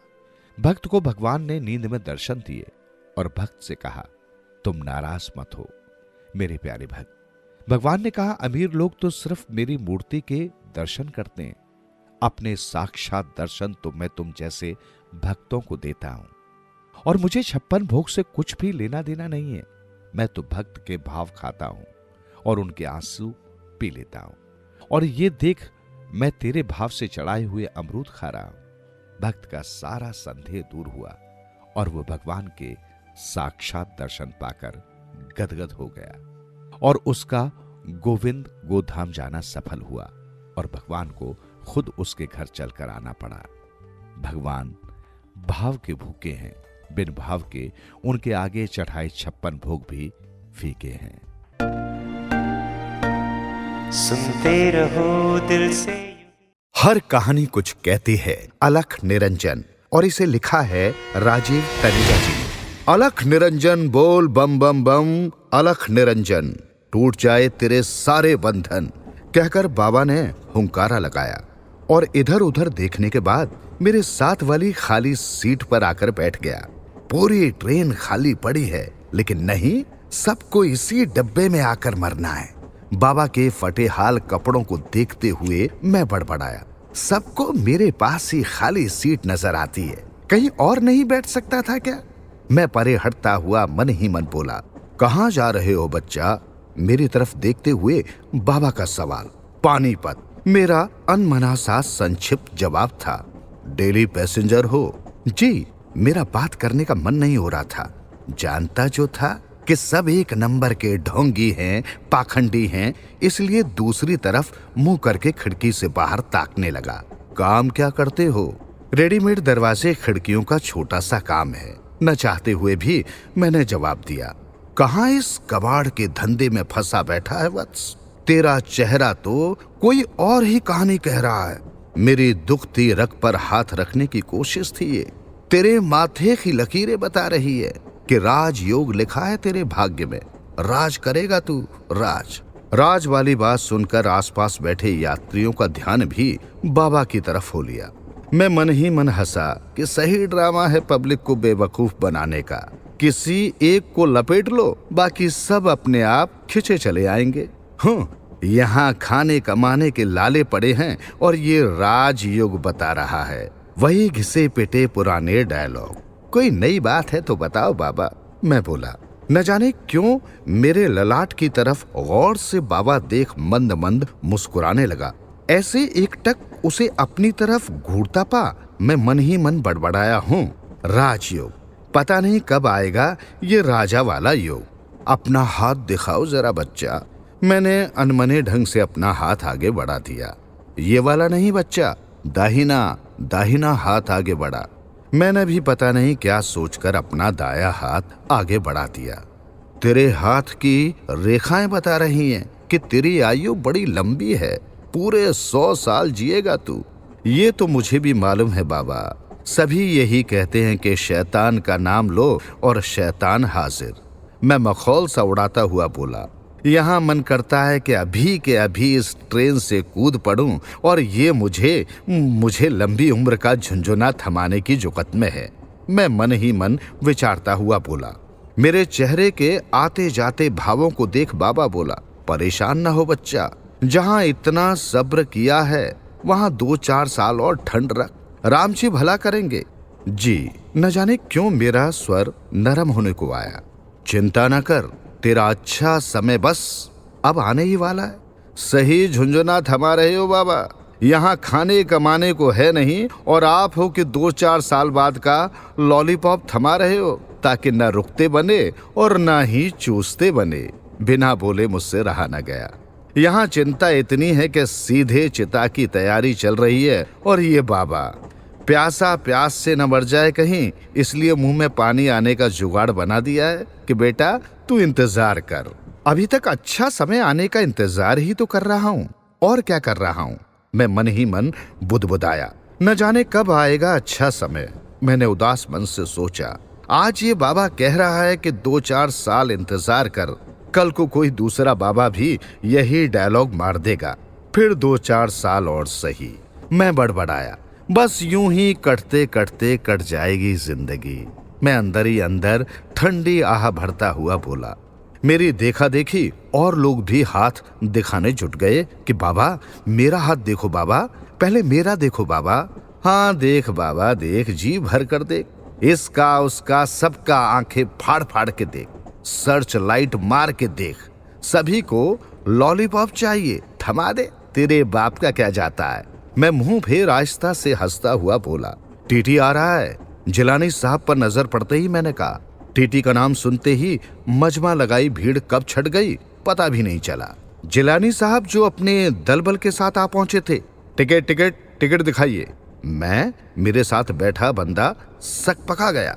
हाँ अमा तुम ही से बात कर रहा हूँ सर, MST सुपर चढ़ा है। जी जी जी सर, ये देखिए।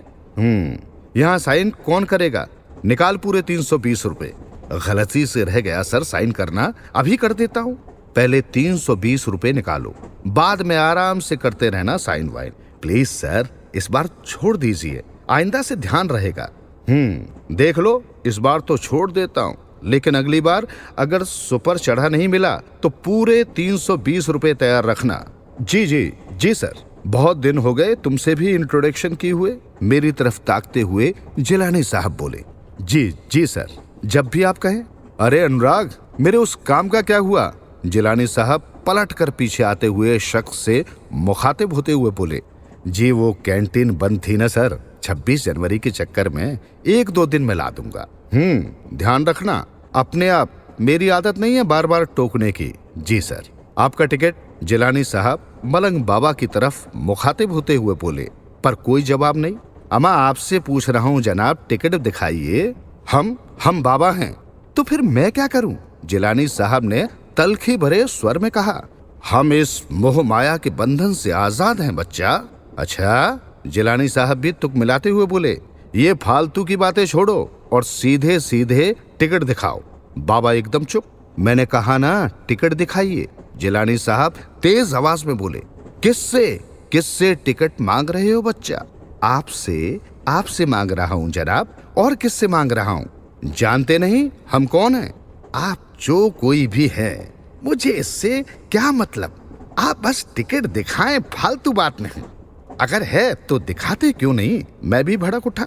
नहीं है तो 320 रुपए निकालें। जिलानी साहब रसीद बुक संभालते हुए बोले, हाँ टिकट तो नहीं है हमारे पास, कभी लेने की जरूरत ही नहीं समझी होगी ना। मैं बोल पड़ा, किसी ने कभी रोका ही नहीं हमें। आज तो रोक लिया ना। आप सीधी तरह से पैसे निकालें, इतना वक्त नहीं है मेरे पास के। वक्त तो बच्चा सचमुच तेरे पास नहीं है। बाबा जिलानी साहब के माथे को गौर से देखते हुए शांत स्वर में बोले, शनि तेरे सर पर मंडरा रहा है। राहु बिना किसी जतन के केतु पर उल्टा सवार हो सीधा चला आ रहा है। जल्दी से कुछ उपाय कर ले वरना पछताएगा। अपने टीटी साहब तो अड़कर खड़े हो गए कि बाबा से पैसे वसूल करके ही रहेंगे, और बाबा था कि पैसे का नाम आते ही इधर उधर की ऊल जलूल हाँकने लगता। बहस खत्म होने का नाम ही नहीं ले रही थी। न बाबा मानने को तैयार, न जिलानी साहब झुकने को तैयार, और आग लगाने के लिए तो मैं काफी था ही। मजा जो आता है इन सब में, तमाशा देखने वालों की भीड़ बढ़ती ही जा रही थी। एक टिकट में 2-2 मजे मिल रहे थे। सफर का सफर और मजे के मजे। बहस चल ही रही थी कि सोनीपत आ गया। अगर आप पैसे नहीं देंगे तो मुझे जबरन आपको यहीं उतारना पड़ेगा। कोई और चारा न देख जिलानी साहब गुस्से से बोल पड़े। तू उतारेगा मुझे? जी हाँ, मैं ही उतारूंगा आपको।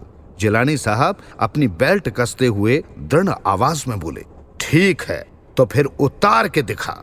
एक एक बात का, एक एक शब्द का, एक एक अपमान का हिसाब देना पड़ेगा तुझे यही इसी दरबार में। बाबा मजमा लगाई भीड़ की तरफ देख गुस्से से हुंकारता हुआ बोला, तूने मलंग बाबा का अपमान किया है, अब तेरा सर्वनाश। जा लिख दिया मैंने अपनी दिव्य ज्योत कलम से। बाबा की नशेड़ी आंखें गुस्से से लाल हो चुकी थी। चला जा यहां से चुपचाप, वरना घोर अनर्थ हो जाएगा। तूने ईश्वर का अपमान किया है, मेरा अपमान किया है, तो मुझे और मुझसे टिकट मांगता है? तेरी तो औकात ही क्या है? बाबा गुस्से से थर थर कांपते हुए बोला। देखिए, औकात तो मैं आपको अपनी अच्छी तरह से दिखा सकता हूं, लेकिन भलाई इसी में है कि आप चुपचाप से मुझे अपना टिकट दिखाएं या फिर जुर्माना भरने को तैयार रहें। अरे जा, तेरे जैसे तो 36 मेरे आगे पीछे माचिस लेके घूमते हैं, धूप बत्ती करते हुए घूमते फिरते हैं हमेशा। बाबा आसपास इकट्ठा हुए मजबे को गौर से देखते हुए बोला, मुझे इससे कोई मतलब नहीं है कि आपके आगे पीछे कितने लोग घूमते हैं और कितने नहीं। आप बस मुझे अपना टिकट दिखाए। देख, मुझे गुस्सा न दिला, वरना कह देता हूं बहुत पछताएगा। मेरा तो जो होगा देखा जाएगा। आप बस टिकट दिखाएं। टिकट, वो भी मुझसे? ये तो ठीक नहीं कर रहा है। देखिए, मेरा काम है आप जैसे मुफ्तखोरों को पकड़ना, और ये मैं अच्छी तरह से जानता हूं कि मैं अपनी ड्यूटी ठीक से बजा रहा हूं। जिलानी साहब गुस्से से चिल्लाए। अच्छा, तो फिर ठीक है, देख तमाशा, देख मैं तुझे कैसे श्राप देता हूं। फिर न कहना कि बाबा ने पहले चेताया नहीं था। ये कहते हुए बाबा ने आवेशित होकर अपने झोले में हाथ डाला और जय काली कलकत्ते वाली का जाप करते हुए पता नहीं क्या मंत्र पढ़ा और अपनी बंद मुट्ठी को जिलानी साहब के चेहरे की तरफ फूंक मारते हुए खोल दिया। कुछ राख सी उड़ी और अपने टीटी साहब का मुंह धूल से अटा पड़ा था। उतारो इस पाखंडी को। उनका गुस्सा भड़क उठा। हमको उतार सके ये तुझ में दम नहीं, तू हमारे से है, हम तुमसे नहीं। बाबा गुस्से में भी तुकबंदी टाइप शायरी सी करता हुआ नजर आया।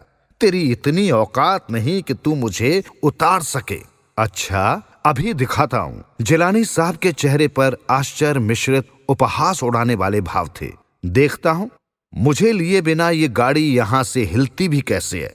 कहते हुए बाबा गाड़ी से उतरा और तेजी से इंजन की तरफ लपका। वो आगे आगे और मुझ समेत सारी पब्लिक पीछे पीछे। पब्लिक को तो बस मसाला मिलना चाहिए, चाहे जैसे भी मिले, पूरा एंजॉय करती है। सो मैं भी कर रहा था। इंजन तक पहुंचते ही बाबा सीधा छलांग लगाकर ड्राइवर के कैबिन में जा घुसा और झोले से वही राख मंत्र पढ़कर फूंकना शुरू हो गया। ये क्या कर रहा है बेवकूफ? केबिन से उसे बाहर निकालने के प्रयास में ड्राइवर चिल्लाया। चुप, एकदम चुप।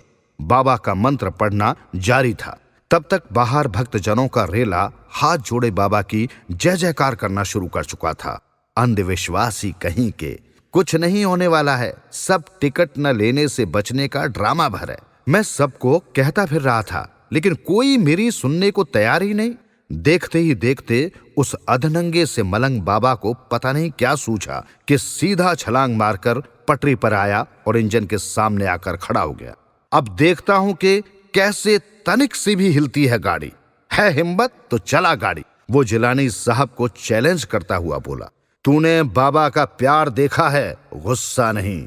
टीटी की तरफ आंखें तरेर बाबा का बड़बड़ाना जारी था। ईश्वर से, ईश्वर के बंदों से टिकट मांगता है। इस सब का तुझे हिसाब देना होगा, आज ही और यहीं इसी जगह।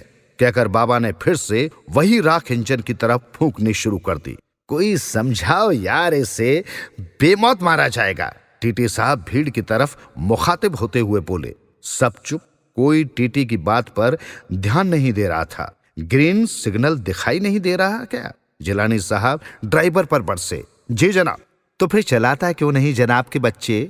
टीटी साहब तिल मिलाते हुए बोले। ये बाबा बाबा गया तेल लेने, तू गाड़ी चला। टीटी की भाषा भी अभद्र हो चली थी। चढ़ा दे गाड़ी, लिख देंगे कि आत्महत्या करने चला था, आ गया अपने आप नीचे, हम क्या करें। लेकिन चिंता न कर, गवाही मैं दूंगा, तू चला गाड़ी। साहब पता नहीं क्या खराबी आ गई है इसमें, स्टार्ट ही नहीं हो रहा है इंजन। तो बंद ही क्यों किया था? जिलानी साहब भड़कते हुए बोले। मैंने कहां बंद किया? तो फिर क्या कोई भूत प्रेत आकर इसे बंद कर गया? जी ये तो पता नहीं, कई बार कोशिश कर ली लेकिन पता नहीं क्या बीमारी लग गई है इसे। ड्राइवर इंजन को लात मार बड़बड़ाता हुआ बोला। घूं घूं की आवाज सी आती है और फिर ठुस। अभी तक तो अच्छा भला चलता आया है, दिल्ली से ड्राइवर की आवाज में असमंजस भरा था। पता नहीं क्या चक्कर है। भीड़ के बढ़ते हुजूम के साथ साथ बाबा का ड्रामा भी बढ़ता जा रहा था। कभी इधर भभूति फूंके तो कभी उधर। जब ग्रीन सिग्नल होने के बावजूद ट्रेन अपनी जगह से नहीं हिली तो स्टेशन मास्टर साहब दौड़े दौड़े तुरंत आ पहुंचे। अरे चला ना इसे, चलाता क्यों नहीं? कब से ग्रीन सिग्नल हुआ पड़ा है, दिखाई नहीं दे रहा क्या? अपनी नौकरी की तो तुझे चिंता है नहीं, मेरी भी खतरे में डलवाएगा। पीछे शताब्दी आ रही है, निकाल इसे फटाफट। अपने बस का नहीं है, आप खुद ही कोशिश कर लो। ड्राइवर तैश में गाड़ी से उतरता हुआ बोला। आखिर हुआ क्या है इसे? पता नहीं, आप खुद ही चेक कर लो। चलते चलते इंजन अपने आप बंद हो गया। देख कोई वायरिंग शायरिंग न हिल गई हो। स्टेशन मास्टर की आवाज नरम पड़ चुकी थी। सब देख लिया साहब, कहीं कोई खराबी नहीं दिख रही। ड्राइवर का वही रटा रटाया सा जवाब। इतने में खबर पूरे सोनीपत स्टेशन पर फैल गई और बाबा की जय हो, बाबा की जय हो के नारे लगाते अंदर बाहर हर तरफ से लोग उसी प्लेटफॉर्म पर इकट्ठा होने शुरू हो गए। हाँ, इस बाबा ने कैबिन के अंदर जाकर कुछ फूंका और इंजन अपने आप बंद हो गया। ड्राइवर बाबा की तरफ इशारा करता हुआ बोला। आखिर चक्कर क्या है? पता नहीं साहब, किसी की समझ में कुछ नहीं आ रहा। सब इसी टीटी का किया धरा है। न ये टिकट मांगता और ना ही ये लफड़ा होता। एक बोल पड़ा। तो क्या अपनी ड्यूटी करना छोड़ दें? मैं भड़क उठा। तो अब करवा लेना आराम से ड्यूटी। बड़ा तरफदारी करने चला है, वो चिल्लाया। उफ, एक पहले से ही ये ट्रेन 2.25 घंटे लेट है, ऊपर से ये ड्रामा, पता नहीं कब चंडीगढ़ पहुंचेगी। एक सरदार जी परेशान हो घड़ी देखते हुए बोले। कोर्ट में तारीख है आज की, नहीं पहुंचा टाइम पर तो समझो प्लॉट गया हाथ से। एक सज्जन रुहा से होते हुए बोले। बड़ा पहुंचा हुआ महात्मा है। एक और बोल पड़ा। एक झटके में ही ट्रेन रोक दी, कमाल है। दूसरे ने भी हाँ में हाँ मिलाई। अरे महात्मा नहीं, अवतार कहो अवतार। किसी तीसरे का स्वर सुनाई दिया। कोई पहुंचा हुआ फकीर मालूम होता है। एक और चहक उठा। अगर ऐसा है तो टिकट नहीं ले सकता था क्या? मैं फिर बोल पड़ा। चुप हो जाए एकदम से। परेशान सरदार जी मुझे गुस्से से घूरते हुए बोले। इतना ठुकेगा कि जिंदगी भर याद रखेगा। एक पंगा खत्म होने को नहीं है और कि तू दूसरे की तैयारी किए बैठा है। सबको अपने खिलाफ देखकर मन महसूस कर मुझे चुप हो जाना पड़ा। जब तक ये टीटी माफी नहीं मांगेगा तब तक ये बाबा गाड़ी नहीं चलने देगा। एक आवाज सुनाई दी। सही है, बड़ा अड़ियल बाबा है। अपने टीटी साहब भी कौन से कम हैं। एक बार अड़ गए सो अड़ गए। मेरा इतना कहना था कि सबकी गुस्से भरी आंखें मुझे तरेरने लगी। एक काम करो यार, तुम ही मांग लो माफी। स्टेशन मास्टर टीटी से निवेदन सा करते हुए बोला। मैं भला क्यों माफी मांगूं? मैं तो अपनी ड्यूटी कर रहा था। टीटी साहब उखड़ने को हुए।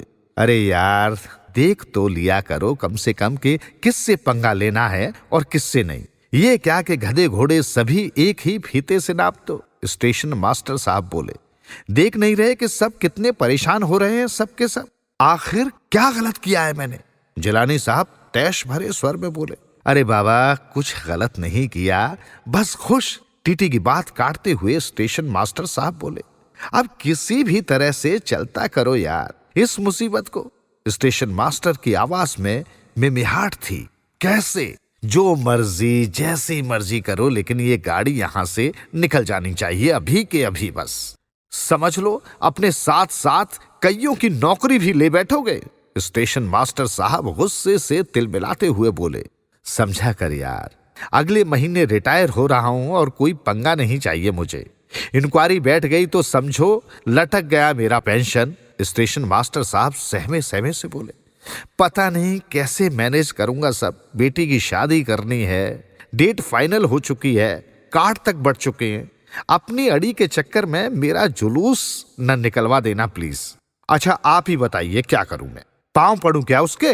हाँ, ये ठीक रहेगा। कोई बोल पड़ा, मान लो यार किसी भी तरीके से। स्टेशन मास्टर बोले। न चाहते हुए भी जिलानी साहब को बाबा से माफी मांगनी पड़ी। अब तो मैं क्या, मेरे बाप की तौबा, जो आइंदा कभी किसी साधु या मलंग के मत्थे भी लगा। जिलानी साहब खुद से ही बातें करते हुए आगे निकल गए। मुझे किसी पागल कुत्ते ने नहीं काटा है जो मैं नाहक पंगा मोल लेता फिरूं। उनका बड़बड़ाना जारी था। माफी मांगने से बाबा का गुस्सा शांत हो चुका था। मंत्र बुदबुदाते हुए उन्होंने अपने थैले से कुछ निकालकर फिर इंजन की तरफ फूंक दिया। हाँ तो भैया ड्राइवर, अब तुम खुशी से ले जा सकते हो अपना छकड़ा, लेकिन हाँ मुझे ले जाना मत भूल जाना कहीं। हाँ, मुझ समेत सभी की हंसी छूट गई। ड्राइवर ने खटका दबाया और कमाल ये कि बिना कोई ना नुकूर किए इंजन एक झटके में ही स्टार्ट। अवाक से सबके मुंह खुले के खुले रह गए। हर कोई हक्का बक्का आश्चर्य मिश्रित भाव सभी के चेहरे पर तैर रहे थे। बाबा की जय हो, मलंग बाबा की जय हो। इन आवाजों से पूरा माहौल गूंज उठा। आंखें देख रही थी, कान सुन रहे थे, लेकिन दिमाग को मानो विश्वास ही नहीं हो रहा था। और होता भी कैसे? कोई विश्वास करने लायक बात हो तब तो, लेकिन आंखों देखी को कैसे झुटला दे ये राजीव। असमंजस भरी सोच में डूबा मैं चुपचाप अपनी सीट पर आ गया। कुछ समझ में नहीं आ रहा था कि ये सब हुआ तो हुआ कैसे। सारे तर्क वितर्क फेल होते नजर आ रहे थे। ये जादू वादू कुछ नहीं होता, सब हाथ की सफाई है, हाथ की सफाई, महज आंखों का धोखा है। जैसी बचपन में सीख सुनी बातें मुझे बेमानी सी लगने लगी थी। कहीं हिप्नोटाइज न कर दिया हो बाबा ने पूरी पब्लिक को? शायद मैं खुद ही सवाल पूछ रहा था और खुद से ही जवाब दे रहा था। शायद कोई सुपर नेचुरल पावर हो बाबा के पास, या फिर कहीं सचमुच में कोई देवता, कोई अवतार तो नहीं ये बाबा? इन जैसे सैकड़ों सवाल बिना किसी वाजिब जवाब के मेरे दिमागी भंवर में गोते लगाने लगे थे। ये सारा चक्कर मुझे घनचक्कर किए जा रहा था। इतनी शक्ति, इतनी पावर एक आम इंसान में हो ही नहीं सकता। क्या आज भी इतनी ताकत इन दम है मंत्रोच्चार में? कभी सोचा न था। ऐसे किस्से तो मानो या न मानो सरीखे टीवी सीरियलों में ही देखे थे आज से पहले। सब फ्रॉड है, सब धोखा है। दिमाग मुझे सारे वाक्य पर विश्वास करने से मना कर रहा था। लेकिन अगर सब फ्रॉड है, सब धोखा है, छलावा मात्र है, तो यकीनन बाबा की दाद देनी होगी कि कैसे उसने सबकी आंख फाड़ती नजरों के सामने खुली आंखों से काजल चुरा लिया। जरूर कुछ न कुछ चमत्कार, कुछ न कुछ कशिश तो है बाबा में। मेरा मन बाबा की तारीफ करने लगा था। मैं हक्का बक्का सा बाबा को टुकुर टुकुर निहारे चला जा रहा था। उनके चेहरे पर तेजस्वी ओज सा चमकने लगा था। उफ, मैं नादान समझ ही नहीं पाया उनको। अनजाने में भूल से पता नहीं कैसा कैसा मजाक उड़ाता रहा। अब अपने किए पर पछतावा होने लगा था मुझे। ये जबान कट के क्यों न गिर गई उनके बारे में अपशब्द कहने से पहले।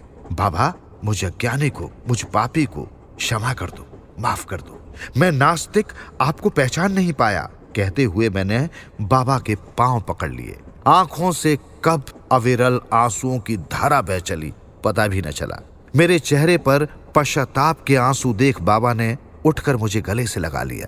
कोई बात नहीं बच्चा, ये सब तो चलता ही रहता है, अपने आंसू पोंछ ले। बाबा की जय हो, बाबा की जय हो। इन आवाजों में मेरी आवाज भी अब शामिल हो घुल चुकी थी। क्या सोच रहा है बच्चा? मुझे गहरी सोच में डूबा देखकर बाबा ने पूछ लिया। जी कुछ खास नहीं, बस ऐसे ही।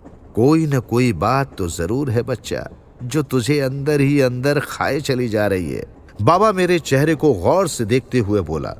जी दरअसल मैंने तो सुना था कि ये जादू शादू कुछ नहीं होता, लेकिन वो ट्रेन मेरे चेहरे पर असमंजस का भाव था। सब ईश्वर की माया है बच्चा। लेकिन बाबा, ऐसा कैसे हो सकता है? मेरे चेहरे पर हैरत का भाव था। आंखों देखी पर विश्वास नहीं है तो अब कानों से सुनी पर कैसे विश्वास करेगा बच्चा? जी लेकिन वेकिन कुछ नहीं। अभी कहा ना कि सब ईश्वर की माया है। बाबा, मुझे अपनी शरण में ले लो, अपना दास बना लो। कहते हुए मैंने हाथ से अपनी अंगूठी उतार बाबा के चरणों में अर्पित कर दी। हमें कुछ नहीं चाहिए बच्चा। बरसों पहले ही हम इन मोह माया के बंधनों से मुक्त हो चुके हैं, आजाद हो चुके हैं। बाबा, ये तो कुछ भी नहीं, बस ऐसे ही एक छोटी सी तुच्छ भेंट समझ कर रख ले। मुझे तो बस आपका सानिध्य, आपका आशीर्वाद चाहिए।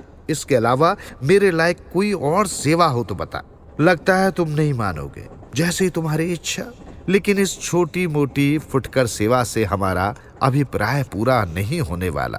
कहते हुए उन्होंने अंगूठी उठाकर अपने कुर्ते की जेब में रख ली। मेरे चेहरे पर प्रश्न सवार देखकर वो बोले, मैं तो मलंग आदमी हूं बच्चा, अपने लिए कुछ नहीं चाहिए मुझे। 2 जून खाने को और तन ढकने को एक जोड़ी कपड़ा मिल जाए तो बहुत है मेरे लिए।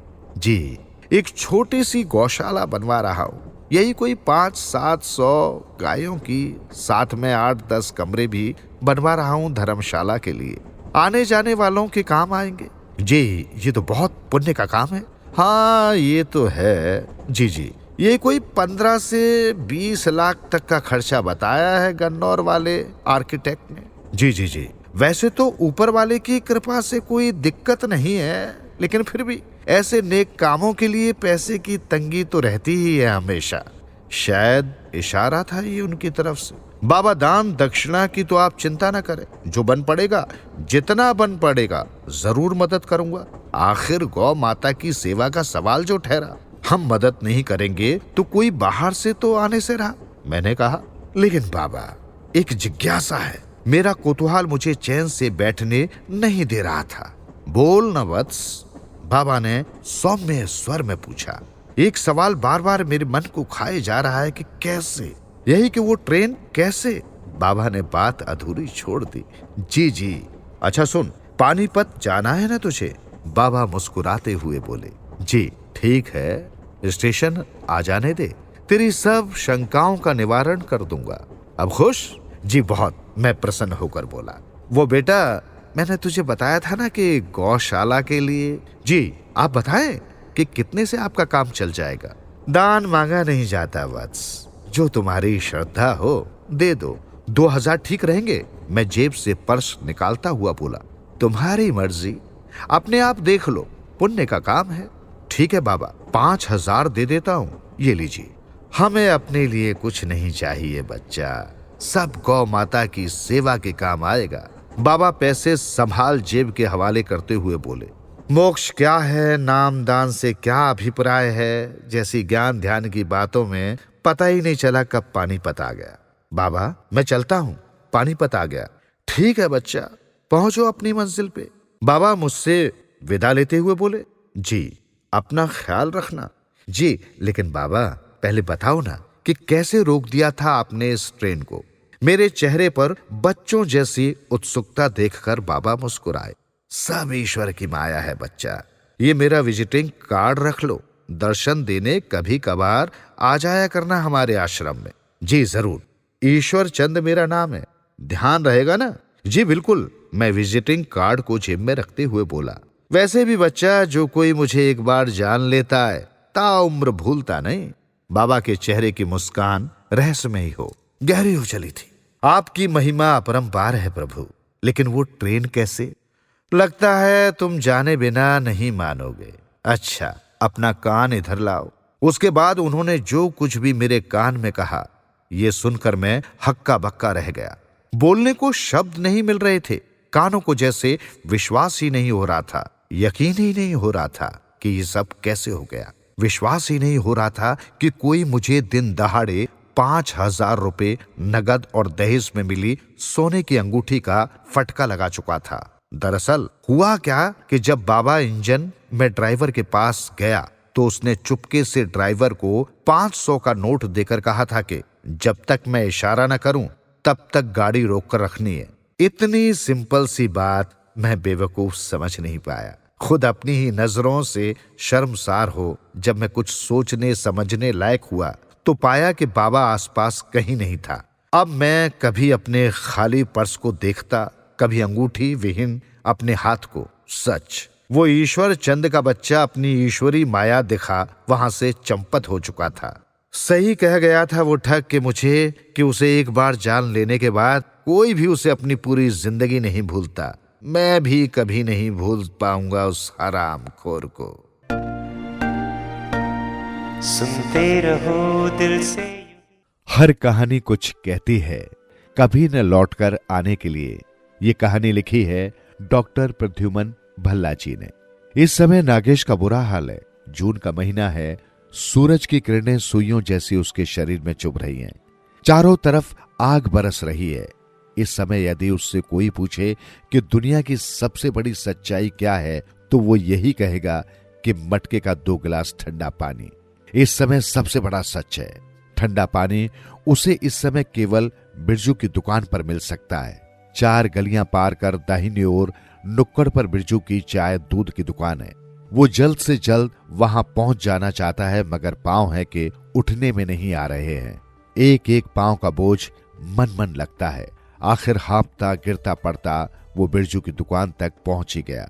शुक्र ये कि शटर खुला ही था। लोग समझदार है, घरों में आराम कर रहे हैं। इस भरी दोपहर में लोग उस जैसे पागल थोड़े ही है कि पत्नी ने कहा दही ले आओ और वो दही लेने चल दिया। दबी जुबान से उसने पूछा भी था क्या कोई सब्जी आज नहीं बनी। बस इसी बात पर फट पड़ी थी वो ज्वालामुखी सी। सब्जी क्या बनाऊं? आपका सर, पूरी सब्जी मंडी खरीद कर ला रखी है क्या? प्याज टमाटर तक नहीं है।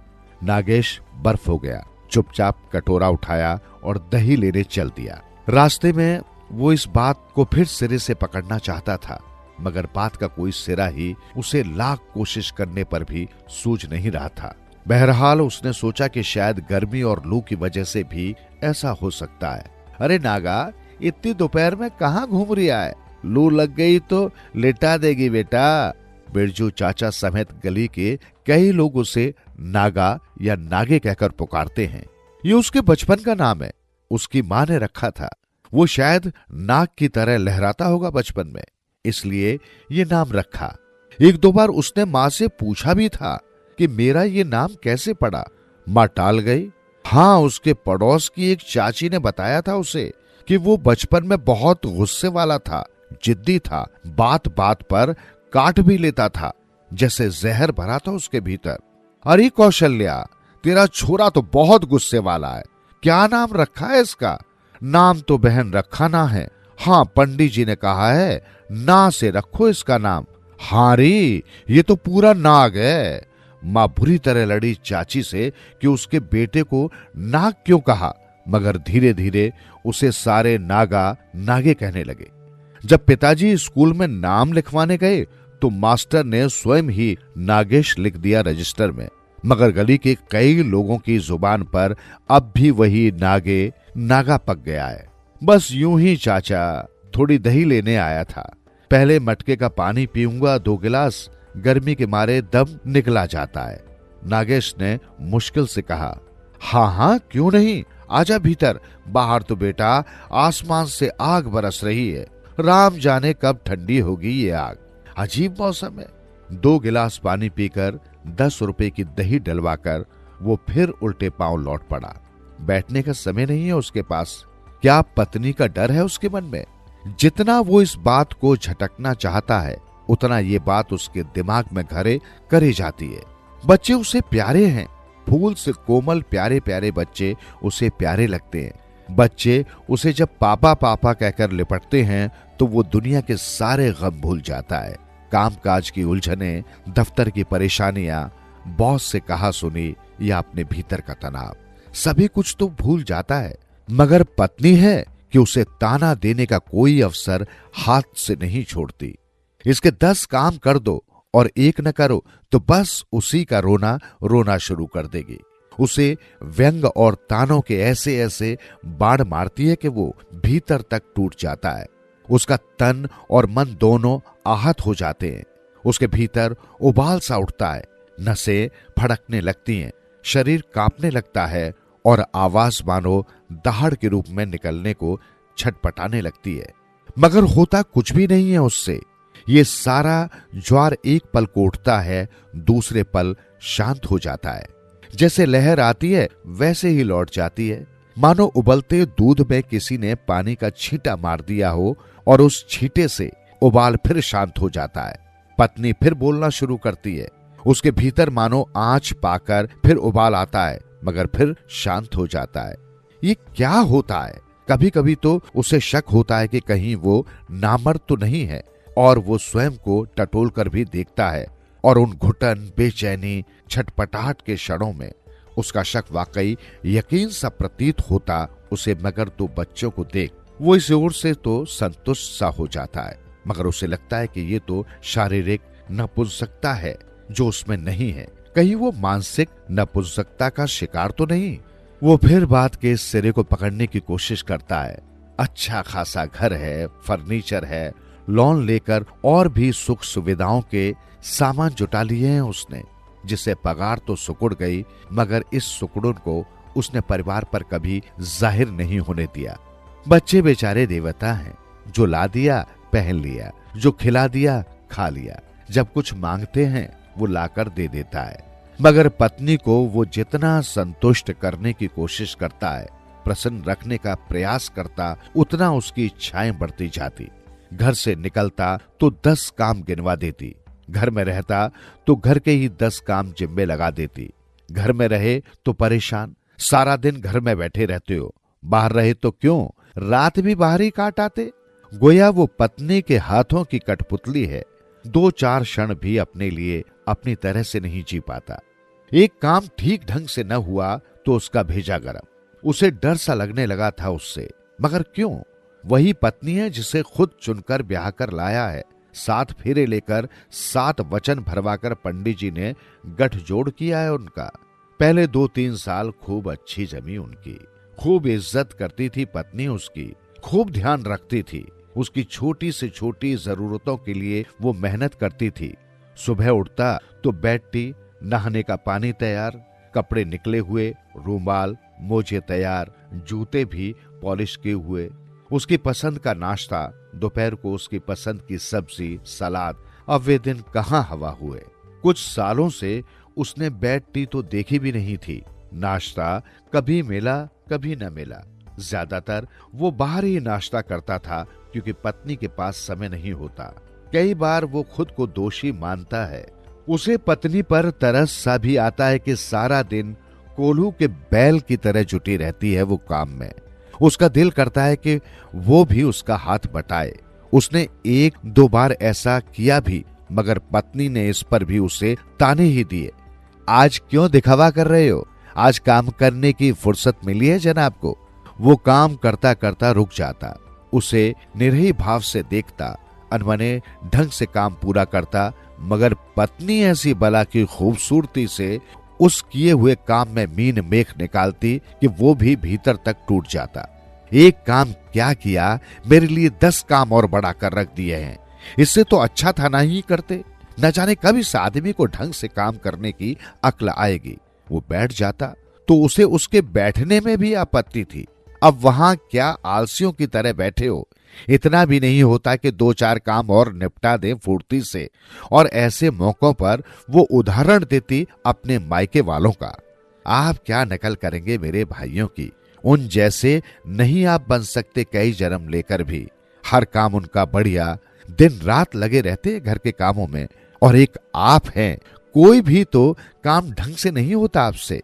फिर उसकी नसें खिंचने लगती, उसके भीतर उबाल सा उठता, आक्रोश, खीज और गुस्से के बादल गरजने लगते, और जी में आता कि एक झन्नाटेदार झापड़ उसके मुंह पर रसीद करे और कहे कि जा, चली जा अपने उन्हीं भाइयों के पास, जाकर बैठ जा अपनी भाभियों की गोद में और मुझे चैन से रहने दो। मगर फिर न जाने कहां से वही पानी के छींटे उस उबाले में पड़ते और फिर वो शांत होकर बैठ जाता। ऐसे मौकों पर वो अक्सर घर से निकल जाता और जाकर पार्क के किसी कोने में बैठ जाता। उसका जी करता कि वो फूट फूट कर अपनी बेबसी, लाचारी पर रोए। उसने कितने ही घर इन्हीं कलहों के कारण बर्बाद होते देखे थे। जब भी किसी ऐसे परिवार का जिक्र चलता तो वो हमेशा अपनी राय देता कि घर आपसी सलाह सामंजस्य से चलते हैं, ना कि कड़वे होकर क्षणिक जोश में आकर गलत कदम उठाने से। दफ्तर में जब भी ऐसे हादसों का जिक्र होता तो लोग अक्सर कहते, भाई सही जोड़ी तो नागेश जी की है। इतने साल के दाम्पत्य जीवन में हमने कोई शोर नहीं सुना। और उनकी वाइफ, भाई she is really very good lady. दफ्तर में बॉस द्वारा दी गई एक दो पार्टियों में वो पत्नी को भी लाया था। वो उनकी शादी का आरंभिक दौर था। उसकी पत्नी से मिलकर सभी सहकर्मी खुश हुए थे। उसके बातचीत करने का ढंग, पहनने खाने के सलीके ने सभी लोगों पर, विशेष रूप से दफ्तर की महिला कर्मियों पर अच्छा प्रभाव डाला था।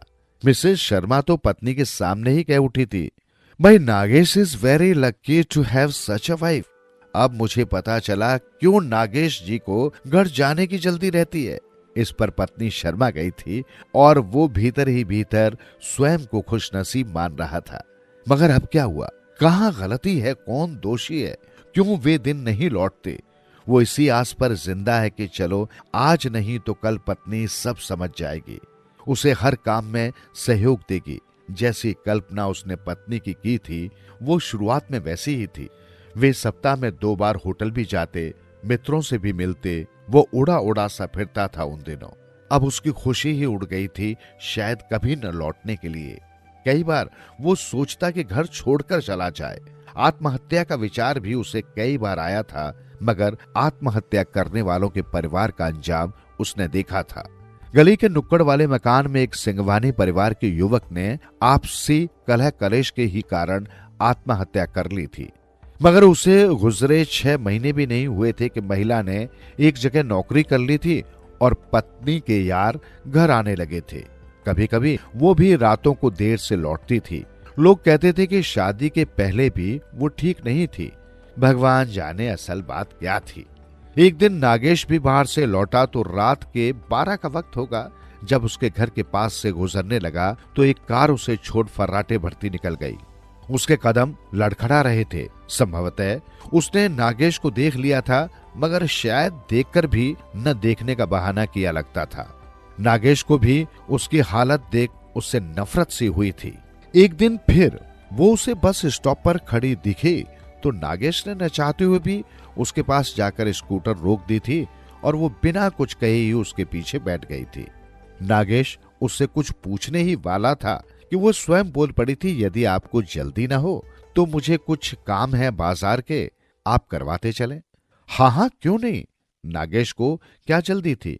उन्होंने मार्केट के कुछ काम किए और फिर उसी के कहने पर वे एक कॉफी हाउस में कॉफी पीने बैठ गए। मैं आपका कैसे धन्यवाद करूं, उसने एक मोहक मुस्कान बिखेरते हुए कहा था। नागेश के जी में तो आया कि कह दे, आप यूं ही अगर मुस्कुराती रहीं, देखिए एक दिन हम भी बदल जाएंगे। मगर वो इतना ही कह पाया, उसमें धन्यवाद कैसा। कभी फिर भी मेरी जरूरत हो तो। हाँ हाँ क्यों नहीं। आपकी वाइफ तो बुरा नहीं, she is very good lady and open hearted. पहली बार नागेश के जमीर ने दस्तक दी और वो भीतर तक कांप गया। उसने कॉफी खत्म की और वे उठ खड़े हुए। नागेश थका हारा घर पहुंचा तो टूट चुका था। कपड़े बदलकर पलंग पर लेटा ही था कि पत्नी चाय ले आई। उसका मन चाय पीने का न था, मगर कहीं इस बात पर कलह न हो जाए, उसने उठकर आज्ञाकारी बच्चे की तरह चाय पकड़ ली। क्या बात है, आज कुछ थके से हैं? पत्नी ने बड़े ही आत्मीय स्वर में पूछा। नहीं ऐसा तो कुछ नहीं है, लगता है दफ्तर में काफी काम है। लाइए मैं सर दबा दूं। तुम मेरा सर दबाओगी? मेरा मतलब है मैं? अरे भाई मैं नहीं तो और कौन दबाएगा। चलिए लेट जाइए। वो लेट गया। पत्नी उसका सर दबाते दबाते उसके बालों में उंगलियां घुमाती रही। मैं भी कैसी हूँ, आपका बिल्कुल ध्यान नहीं रखती। आज मार्केट से आपकी पैंट शर्ट लाई हूँ, क्या करूं। बच्चों में इतना उलझ जाती हूँ कि ध्यान ही नहीं रहता कि पति भी है घर पर। ये मुंह खपा डालते हैं दिन भर। आपको बुरा तो लगता होगा, मगर मैं क्या करूं नागेश। अजी हाँ, सुना आपने? कुछ सुना वो गली के नुक्कड़ वाली के बारे में? क्यों, क्या हुआ उसे? अजी वही जिसके पति ने पीछे आत्महत्या की है। कहते कि छीछी, कहते हुए भी शर्म आती है, छिनाल औरत है। देखो इन बातों से हमें क्या लेना देना, और कसूर तो उन मर्दों का भी है जो ऐसी औरतों के पास जाते हैं। मैं तो औरतों को ही दोषी मानती हूँ, वे मर्दों को फांसती हैं। देखो, आप जल्दी घर आ जाया करो, मुझे डर लगता है।